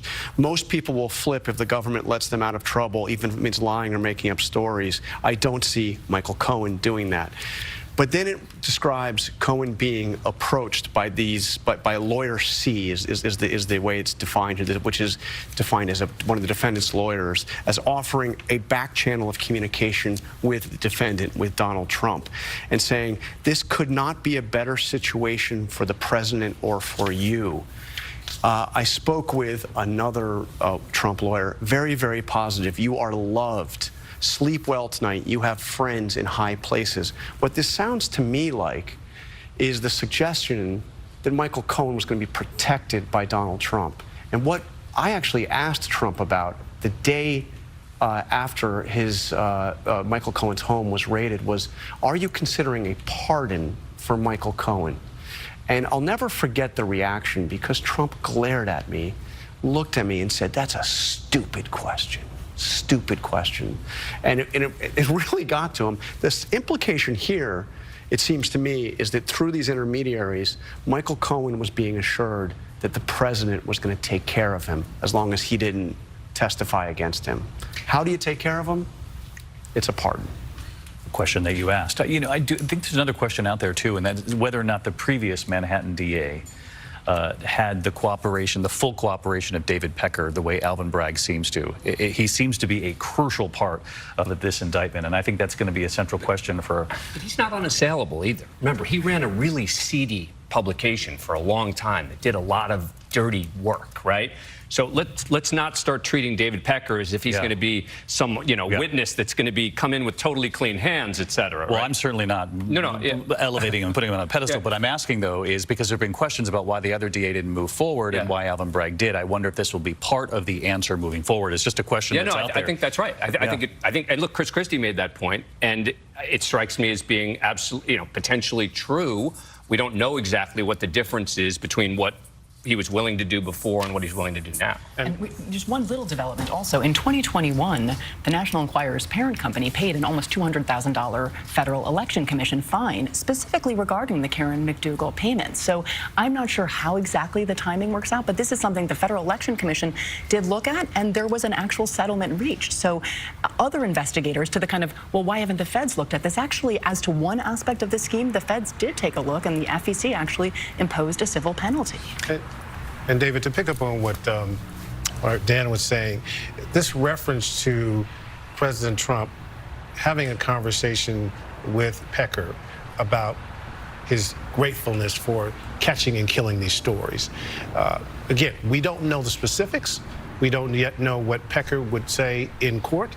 We don't know those details. But that's going to be critical, is how detailed is that information? You know, we don't know what his credibility will be, but there is this notion pointed to in this statement of facts that the president was aware of what was done. That's the suggestion, and was happy about it having been done. So we need to dig into that.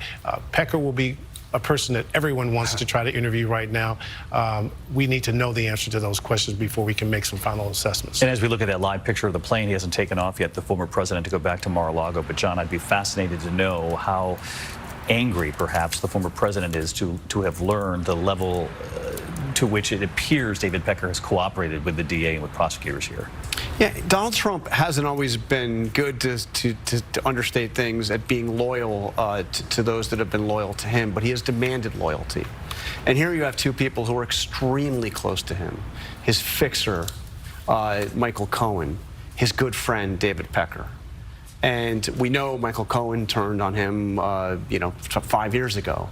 But now we're learning that David Pecker, somebody he did consider a friend, has turned on him, and he will be seething in anger at that. Again, this is somebody that isn't always so good at conveying loyalty to others, but he demands it in return. No question about that. And in fact, we're seeing that another new chapter of that in tracking the Republicans who are supporting him right now. Rachel Scott has reported that not only is he calling for support, but then keeping track of those who are with him and those who are not, particularly with him ahead in the polls and growing, at least right now, in these last couple of days. I want to bring in Olivia Rubin again, the reporter who was inside that courtroom, because this was something that we had all talked about here at the desk, which is the political calculation, because there's this race for the White House playing out right now. And Olivia, both sides got a chance to say when ideally this trial would begin if it goes to trial, and there were two different dates thrown out. Absolutely. They in a way got right down to business, with the prosecutor telling the judge that they were eyeing a January 2024 trial date. Of course, that's right in the middle of that election year. Trump's attorney got up. Todd Blanche, he said that felt aggressive to him. They said maybe something more towards the spring, obviously trying to push it back a little bit there, with the judge ultimately weighing in. He did not pick a date or anything of the sort, but he said, I would like to move this ahead. But the defense actually pushing it to the spring, or suggesting at least, which gets it even closer to Election Day. Exactly, that's right. And again, the judge not weighing in on dates. Of course, he did set that date for December, just at the end of this year, for Trump to potentially have to come back to Manhattan, come back to court. The attorneys will be there. The question is, will Trump be there? But this does not seem like something that's going away, or something that Trump himself will not have to be dealing with. Really interesting information coming in from Olivia Rubin. Again, this timetable is not set in stone, not even close, but there were some dates thrown out in court. The judge suggesting that both sides would have to return the end of this year, but that perhaps if this goes to trial, the prosecution suggesting January of 24, obviously the beginning of this coming year, less than a year away, January 24, right in the height of a presidential campaign. The defense team reacting, saying let's push that back a little bit to spring of 24. And we all know that in November of 24 is going to be, election night in America. So this is something that will play out right in the middle of a presidential campaign. You're looking live right now at the podium where it's believed the Manhattan DA, Alvin Bragg, who has a number of questions to answer. Dan Abrams has a number of them for him. And so do the reporters in that room about the theory behind this indictment, why now, why this indictment, and how strong he believes this scheme that he has laid out in this indictment. That one of the things that Pierre Thomas pointed out right away is that it's not just Stormy Daniels and Michael Cohen, the names that you've heard reported over and over again. Also central figures in this indictment, it would appear, and we'll let the Manhattan DA speak for himself, but it would appear David Pecker, who owned the National Enquirer, has played a significant role in this indictment put together by the DA and the allegation that there was this scheme, and we've reported on this before, to catch and kill stories that were considered to be harmful, if you will, to a presidential candidate, particularly some of these stories that were playing out in the months and leading up to that crucial election day of 2016, John. Absolutely, and I have to come back to this motion about the trial date. January 16th is the New Hampshire primary. And the prosecution is asking for a start date in January for the trial. The Trump team responding with the spring. Well, the spring, we're talking Super Tuesday. We're talking the conclusion or close to the conclusion of the Republican primary process. No matter how you look at this, this plays out right in the middle of the campaign. And it'll likely be pushed even beyond that. I mean, these are just the initial discussions about a trial date, and those things often get pushed back once motions start, et cetera. And again, as we talked about before, it's in the hands of the defendant, really, as to how much they want to delay it. Yeah, we have all these protections for criminal defendants, and rightly so. So actually, prosecutors might want to move this along quickly, but it's not entirely in their control. So if the Trump team wants to delay it, you can't delay this forever like a civil case, but you have significant control over the timeline. And if they want to push it into the spring for whatever political reasons, I think that they're going to be able to do that to a degree, not indefinitely, but to a degree. Well, we've been on the air now for several hours, and Kate, both you and Dan Abrams have pointed out repeatedly that the defense team will be in control of this timeline in large part. Let's listen to Alvin Bragg, the Manhattan Good afternoon. Thank you for joining us here today. Earlier this afternoon, Donald Trump was arraigned on a New York Supreme Court indictment returned by a Manhattan grand jury on 34 felony counts of falsifying business records in the first degree. Under New York state law, it is a felony to falsify business records with intent to defraud and an intent to conceal another crime.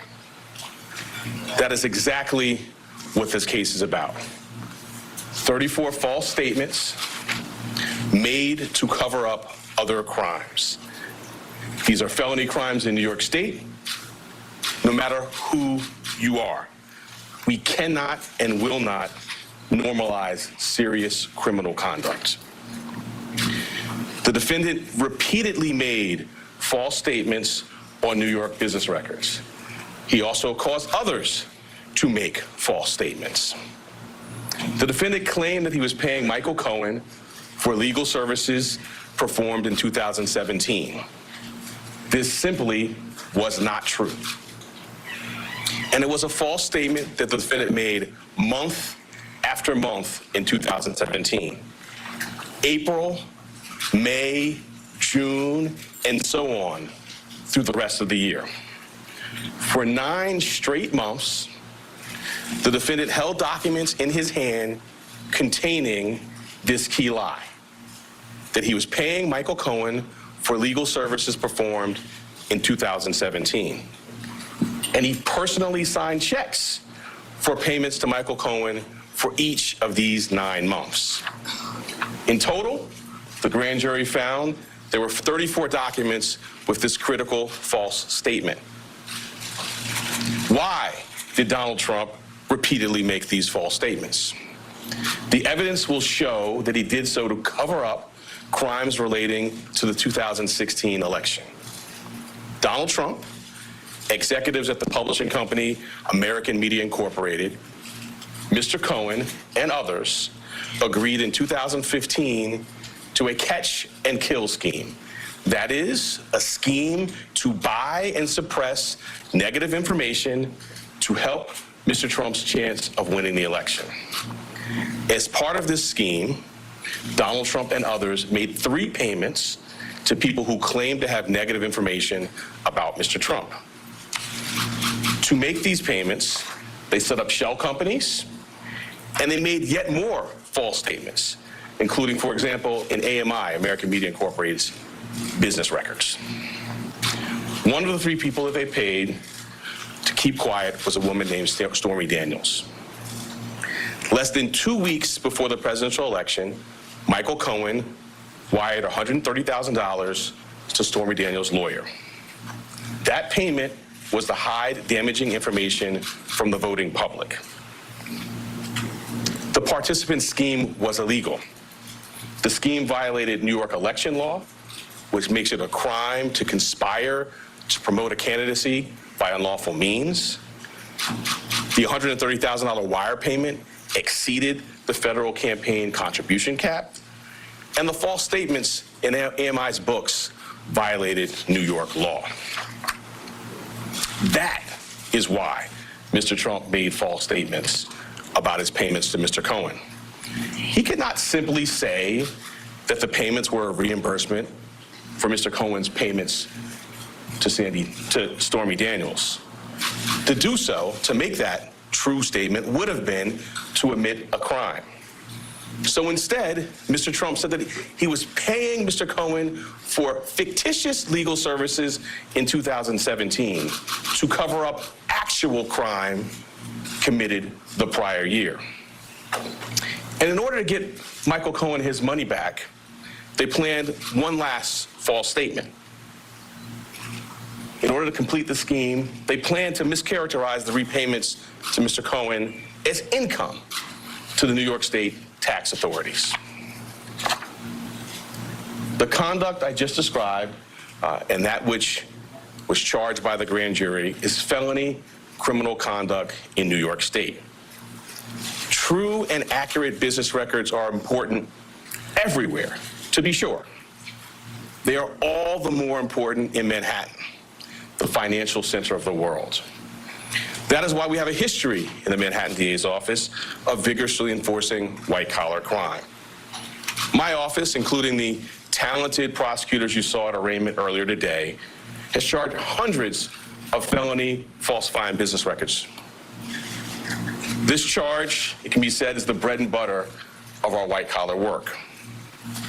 And fraud presents itself in all different forms here in Manhattan.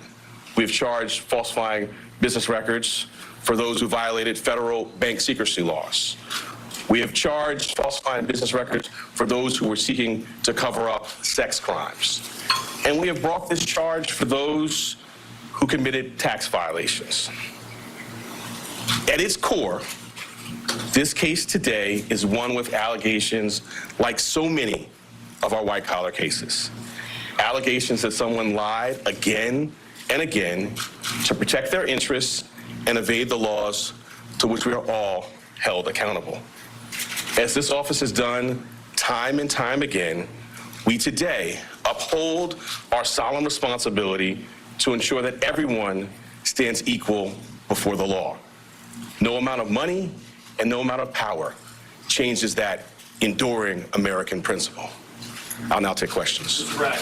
Excuse me. So we're going to take a limited number of follow-up questions. One question per reporter. I will call on you. And again, we have limited time. Thank you. The first question will be Brent. Thank you. Richard Russell, CNN. Why now? I mean, some argue that this is a political move. You're not going to be a political person. The birthdays are going to go into the next, political season. Why now? We conducted a thorough and rigorous investigation, as we're known to do, at the Manhattan District Attorney's Office. I've been doing this for 24 years, and I'm no stranger to rigorous, complex investigations. I bring cases when they're ready. Having now conducted a rigorous, thorough investigation, the case was ready to be brought, and it was brought. Thank you. Mr. Bragg, the indictment says that there were 34 false business records. And they were done to conceal another crime, but the indictment does not specifically say what those crimes were. We are assuming, perhaps, that they might be election-related. I'm wondering if you can specify what laws were also broken. All right. So let me say as an initial matter that the indictment doesn't specify that because the law does not so require. In my remarks, I mentioned a couple of laws, which I will highlight again now. The first is New York State election law, which makes it a crime to conspire to promote a candidacy by unlawful means. I further indicated a number of unlawful means, including more additional false statements, including statements that were planned to be made to tax authorities. I also noted the federal election law cap on contribution limits. But why weren't there those crimes charged? Wasn't he charged with those crimes? Well, I'm not going to go into our deliberative process on what was brought. The charges that were brought were the ones that were brought. The evidence in the law is the basis for those decisions. JDA, you had expressed a year ago that you had some reservations about the case's readiness. Can you talk to us about what were some of the questions in your mind that needed to be answered in order to bring a case of this magnitude? I'm not going to go chapter and verse into any thinking. What I will say is, I believe the time period you're talking about, I've been in office for a couple of months. The investigation, in my view, was not concluded into the conduct in particular that is the basis for the charges today. Since that time, we've had more evidence made available to the office and an opportunity to meet with additional witnesses. So as I said earlier, I've been doing this for 24 years. I don't bring cases prior to a thorough and rigorous investigation. Now, having done so, the case has been brought. Brad, Garrett Hagan, NBC News. Your predecessor took a hard look at this case and decided not to charge it. Federal prosecutors took a hard look at this case and decided not to charge it. Do you believe you have new evidence that led you to decide to charge this, or why now? Well, as I just mentioned, we have had available to the office additional evidence that was not in the office's possession prior to my time here. And as to your part of your question about the federal, we have a distinct and strong, I would say profound, independent interest in New York State. This is the business capital of the world. We regularly do cases involving false business statements. The bedrock, in fact, the basis for business integrity and a well-functioning business marketplace is true and accurate record keeping. That's the charge that's brought here, falsifying New York State business records. We're going to take a few more. Yep. Thank you. DA Brad, I'm just going to read back one line from your statement of facts. The participants also took steps that mischaracterized for tax purposes the true nature of payments and furtherance of the scheme.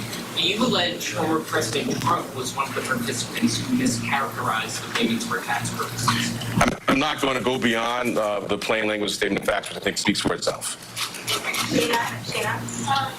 Brad, can you please comment on the strength of the evidence that Trump personally intended to violate state election law, including actions that are charged in the indictment? So the charge is falsifying business records. The charge requires, as I specified, criminal conduct that was concealed. One of the concealed crimes we allege is New York State election law. I went through in our statement of facts, which I think many of you have in front of you, goes through things including, text messages, emails, contemporaneous phone records, multiple witnesses. All of that will be, as you saw in the fall, borne out in a public courtroom in downtown Manhattan. Our last question is Jonah. So, yeah, Greg, the charges that were related to the hush money payments to Stormy Daniels, the release from your office also mentions another woman, Karen McDougal, as well as a doorman. Can you comment on how those players are related to the charges you've brought or to the case overall? I'm glad you put your finger on that, because it's not just about one payment. It is 34 business records, 34 false statements in business records, and we're concealing criminal conduct. And the earlier question about New York State election law, when I talked about conspiracy to promote a candidacy by unlawful means. Those unlawful means, we allege, include the conduct set forth in the statement of facts, which is, additional false statements separate and apart from the charged ones in AMI documents, planned false statements to taxing authorities. It is not just that one $130,000 wire payment. Thanks so much. Any incitement of violence by former president? We'll see if he takes any more questions. He does not appear to be willing to. That's Alvin Bragg, the Manhattan District Attorney today, who took the unprecedented step of criminally charging a president, former or current. This is the first time we've ever seen this in U.S. history. Obviously, you've heard that many times as we've reported on this, but it did play out this afternoon in Manhattan Criminal Court. Alvin Bragg pressed repeatedly, why now? Why these charges? He said he's been at this, a prosecutor in many different titles, capacities for 24 years, no stranger to cases that take a long time to bear out. He said, I bring them when they're ready. In breaking down why, there were 34 felony counts of falsifying business records and nothing in addition to that.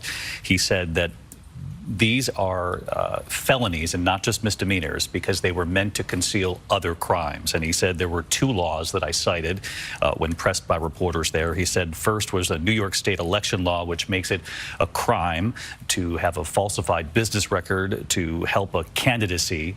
That would be to conceal the other crime, to help a candidacy by unlawful means. And he said, secondly, federal election law contribution limits, obviously those alleged payments out to Stormy Daniels, et cetera, the two other payments mentioned in this indictment, well above contribution limits at the federal level.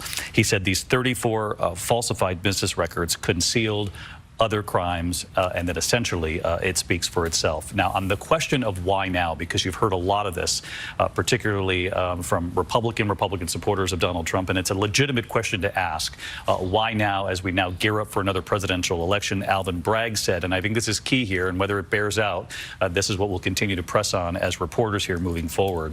But he said there is more evidence in hand now that he is the DA than what the previous Manhattan DA had in hand. Now, whether or not that's the David Pecker of this all, the owner of the National Enquirer, or it's another piece of crucial evidence here. Again, we're going to know that in the coming days and weeks. It would seem that David Pecker is playing a significant role in this indictment, this catch and kill scheme that is laid out in great detail, the alleged catch and kill scheme that Alvin Bragg says was concealed by falsifying these business records. So Dan Abrams, Kate Shaw, first I want to get your reaction from both of you. You said he would take questions, weren't sure if he would, hoped that he would. He did. Did he adequately answer the question of why now? Well, if he can demonstrate that there was significant additional evidence that came forward that wasn't available before, that's certainly an argument to make. Now, it's interesting to think about the timing. David Pecker went into the grand jury after Robert Costello went into the grand jury. Remember, he was an attorney who had worked with Michael Cohen, who went in and blasted Michael Cohen. The Trump team had asked him to testify. He came in and said, Michael Cohen's not credible. Can't believe anything he says. David Pecker comes in after that point to testify, to effectively rebut Michael Cohen. Did they have David Pecker in their hands before that happened?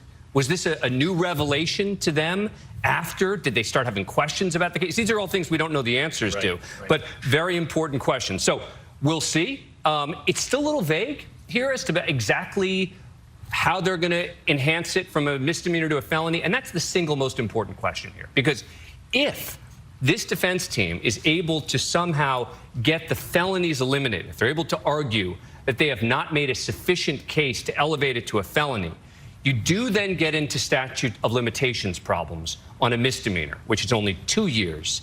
And there are all sorts of rules and regulations around that. But the felonies are what give you 5 years. And there are extensions beyond that. But that's a very important legal argument that is still to come in this case. Still a lot we don't know. Yeah, and this connection, Kate, the other part of the question, not simply just why now, but how do you make falsifying business records a felony? And he says it's clear in the indictment why we've done that. Right, we've tied it, he says, to election integrity. This scheme, this conspiracy was about essentially inducing a fraud of some sort, right? Convincing the public to vote a particular way in a presidential election. I thought Bragg actually was quite effective here. I think he was kind of addressing critics who have said, this is kind of a small bore, this isn't as important, this is hush money payments, there are other investigations that are more significant.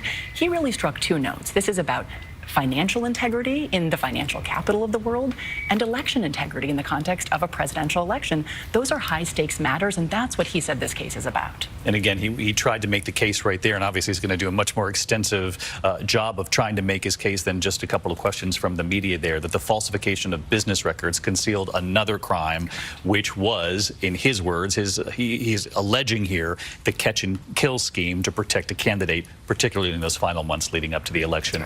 Pierre, you were talking about something else that struck a chord with you, and that's where the American people come into all this, the voters who were trying to make up their minds in an election where many believed they weren't happy with really either candidate.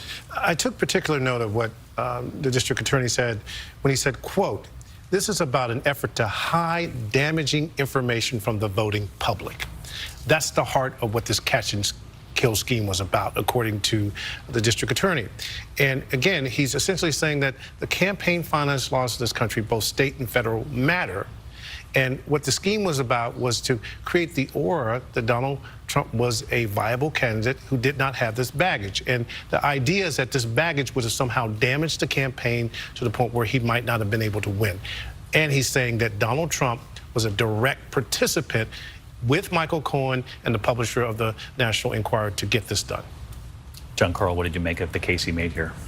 Well, I think this is going to play out against a political background and a deeply divided country where a good chunk of our nation believes that this is entirely politically motivated.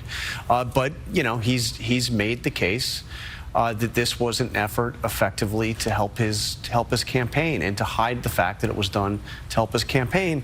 I mean, it's going to be tough to make the case to that segment of this country, a big segment of the country, a segment not just hardcore Trump supporters, but perhaps some who don't support Trump, that this case is political. And it's always important to remember, Terry Moran, that there were jurors before this grand jury who came up with allowing the DA to move forward with this indictment. And now there'll be jurors, if this goes to trial, who listen to this. And when you hear him describe this alleged catch and kill scheme, that's something that people can understand. It's not a leap to understand if you got something labeled one way and then you find out the money actually paid allegedly to catch and kill a story and to bury it. That would seem to be something, and we've reported on it often here, that people can at least understand. They can make their own judgment on the backside, but at least it's a scheme that it would seem they would be able to make the case and then let them decide whether or not it was a crime. Oh, they'll understand it. I don't think there's any question about that, David, especially given the underlying tawdry facts. They'll lean in to the narrative and to the structure. The question is, can the DA prove that it is a violation of the law? And I think what we're about to embark on now is so critical in relation to what Jonathan Karl just said. Look, this is pouring gasoline on the raging fires of political polarization in this country. Alvin Bragg, the district attorney, has taken on a lot. And so how this case proceeds legally, how does he answer and get around the notion that statute of limitations has told under normal circumstances on these charges? He can. There are ways of doing it. But will that further fuel, you know, a sense that this is a gotcha, go get 'em case, a fundamental violation of Americans' sense of fairness in how prosecution should proceed.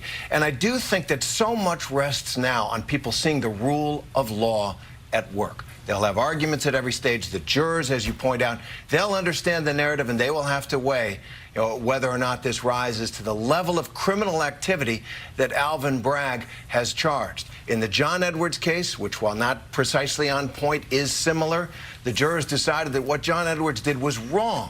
There are a lot of wrong things you can do in an election. There are a lot of things you can try to keep from the voters to protect your position in an election that aren't criminal. And that will be the heart of this case. Terry Moran, our thanks to you. With just a few moments left here, I want to get a few more opinions before we go off the air and push this forward to new reporting about what we could expect later tonight once the former president's back at Mar-a-Lago. But first to you, former Governor Chris Christie, former prosecutor as well. You heard Alvin Bragg. You were sitting here as part of this coverage with us. Listen, he said here that I take cases, I can bring them when they're ready. He also revealed that we had more in hand than the previous DA had. What did you make of that? Well, on the first one, that's a standard prosecutorial line. They give that to you in the handbook when you get sworn in as a prosecutor. And so I was not surprised to hear him say that. And I don't think it has much import one way or another.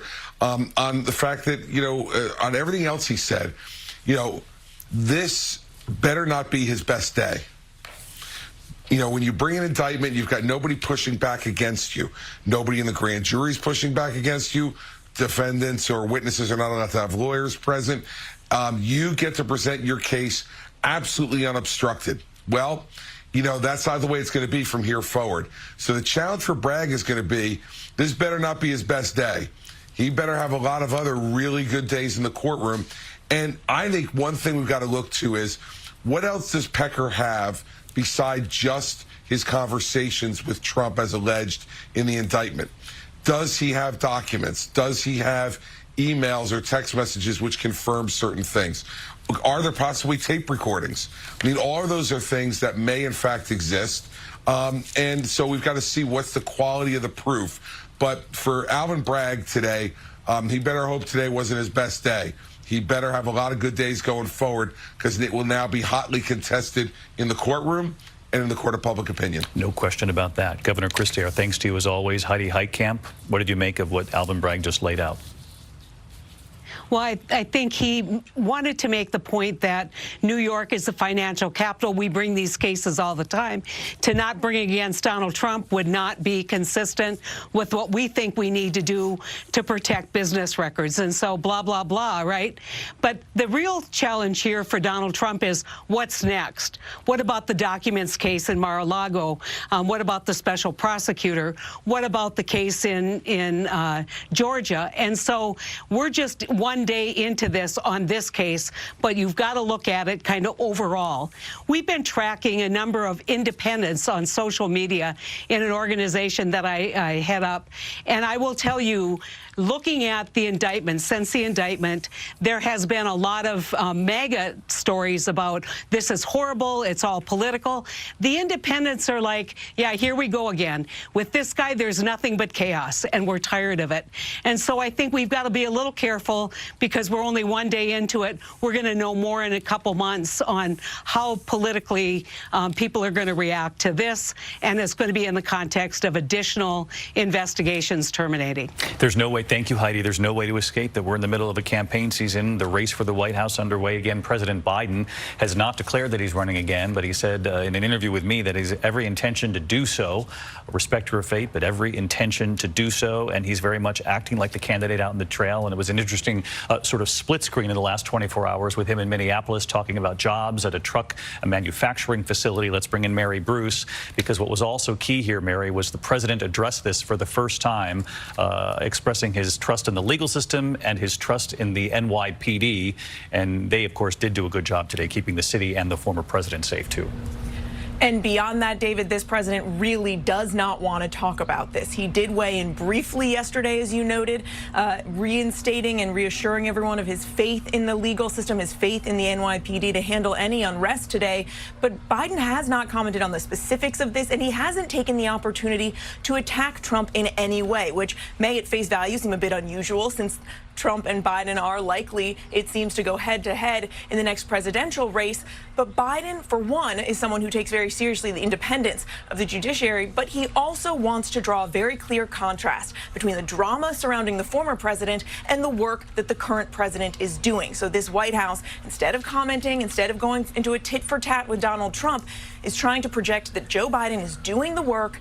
They are trying to highlight his agenda this week, even though they know they certainly are going to have a very hard time getting that messaging through. For now, they are happy to have Donald Trump and the drama surrounding him soaking up much of the oxygen, David. Mary Bruce live at the White House. Mary, thank you. And as we saw that image play out just moments ago, Donald Trump's plane taking off from LaGuardia, heading back to Mar-a-Lago, a couple of hours in the air before he lands there. I wanted to ask John Santucci, as we look at this image, John, we know that he has prepared a statement for tonight, that his team was helping him to work on this. The question is whether or not any of this will be revised, how harshly he'll go at the prosecutor in this case. That is not much of a question here, I don't think, among the team with me at the desk. How will he continue to go after the judge, and how careful he'll be with his message moving forward, or if this, in fact, becomes the message in his campaign? Well, David, my understanding as of right now is that the former president is, as you say, on the plane. He is watching coverage. I'm told that they are going through the speech for tonight, making some tweaks, changing some language. Nothing to say that relates to any comments by the judge, but, you know, Donald Trump is always working on whatever he is going to say, and sometimes, as we know, will ad-lib it in real time. Look, David, I've spoken to multiple people that have been around the former president in just the last couple of minutes here since leaving court and heading back to LaGuardia. Angry is one of the words I've gotten from several people. They are calming him down. He is calm. Resolute is another word that has been written to me by an aide. But the reality is right now, David, is that Donald Trump does need to take this seriously. And that is one thing that several advisors and allies of his are writing to me in real time, that just pause for a minute, and then calm down. Let's see what tonight brings. John Santucci, thank you. And John Carl, really important night for him. Yeah, and a very important statement that we've just gotten. This is from Mitt Romney, who is perhaps more than any prominent Republican other than Liz Cheney been a critic of Donald Trump, the only senator who has voted in 2 separate impeachment trials to convict Donald Trump, commenting on this by starting out by saying, "I believe President Trump's character and conduct make him unfit for office." That part's not a surprise. But then he says, "Even so, I believe the New York prosecutor has stretched to reach felony criminal charges in order to fit a political agenda. No one is above the law, not even former presidents, but everybody is entitled to equal treatment under the law." And he says that this prosecutor's overreach sets a dangerous precedent for criminalizing political differences. So that's from a prominent critic of Donald Trump saying that this case just doesn't sound right. I think you're going to hear more of that in the coming days. Joining other Republicans who predicted this. And perhaps some Democrats, too. Yeah, all right. Thank you, John. And I wanted to, in closing here, do both ends of this journey. Aaron Katersky, who's at the courthouse. In a moment, we'll go to Rachel Scott, who's standing by at Mar-a-Lago, because I think another important part of this story is that there had been significant concern on the part of law enforcement and authorities about the incitement of crowds. And I think that we can all, I don't want to get ahead of ourselves, but there is some relief that the calls for, protests that could get beyond what the authorities would want to see have not played out. And Aaron Katersky, perhaps you could speak to that here in New York, both at Trump Tower and down there at the courthouse. The NYPD, the Secret Service really deserves some credit here. They do, David, and they were prepared for the worst. They heard the increasingly violent rhetoric coming from social media corners associated with the former president's indictment. They heard some of former President Trump's own hostile rhetoric on social media, and they were prepared for anything. And there are still some people shouting in the park right here across from the courthouse, but nothing like the large-scale protest that perhaps former President Trump had in mind ended up materializing, either at Trump Tower, where there were mainly curious tourists, or down here at court. Finally, those either critics or supporters of the district attorney at least understand what it is that he's actually doing here. Prosecutors described, but did not charge, a conspiracy to violate both state election law and tax law when they say the former president allegedly falsified business records. And it was notable, I think, David, that in each of those charges, all 34 of them to which the former president pleaded not guilty, the prosecutor said he had intent to defraud. But the indictment does not specify who was defrauded, but an accompanying statement of facts does. It says that it's the 2016 voters in the presidential election, and any trial here, David, could fall in the middle of the 2024 presidential election. David. Aaron Katersky at Criminal Court in Lower Manhattan. Aaron, thank you. And a quick point from Rachel Scott before we go, because Rachel, I know you're standing by. You're at the other end of this journey. We see the plane headed towards Florida to Mar-a-Lago. He expects to appear right in that room with you tonight before a group of supporters, a much different environment than what we watched transpire at Criminal Court today. And the question is, how far will he take it? Will he lean in? And does this essentially become his campaign now?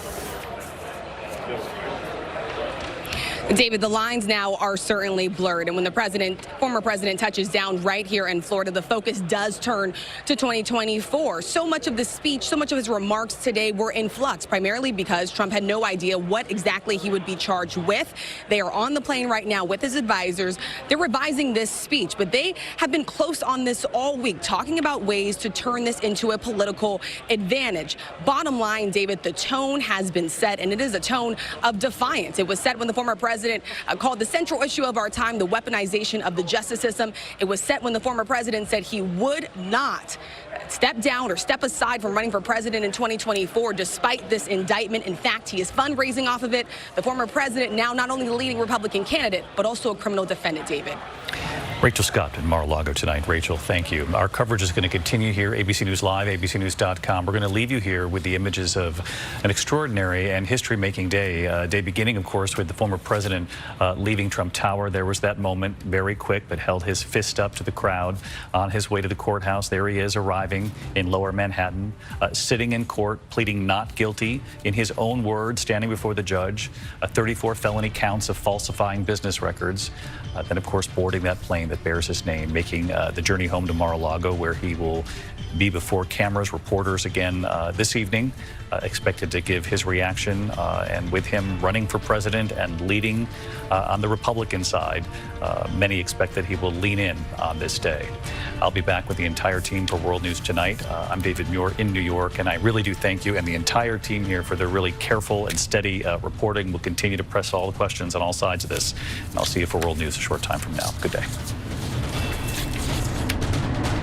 This has been a special report from ABC.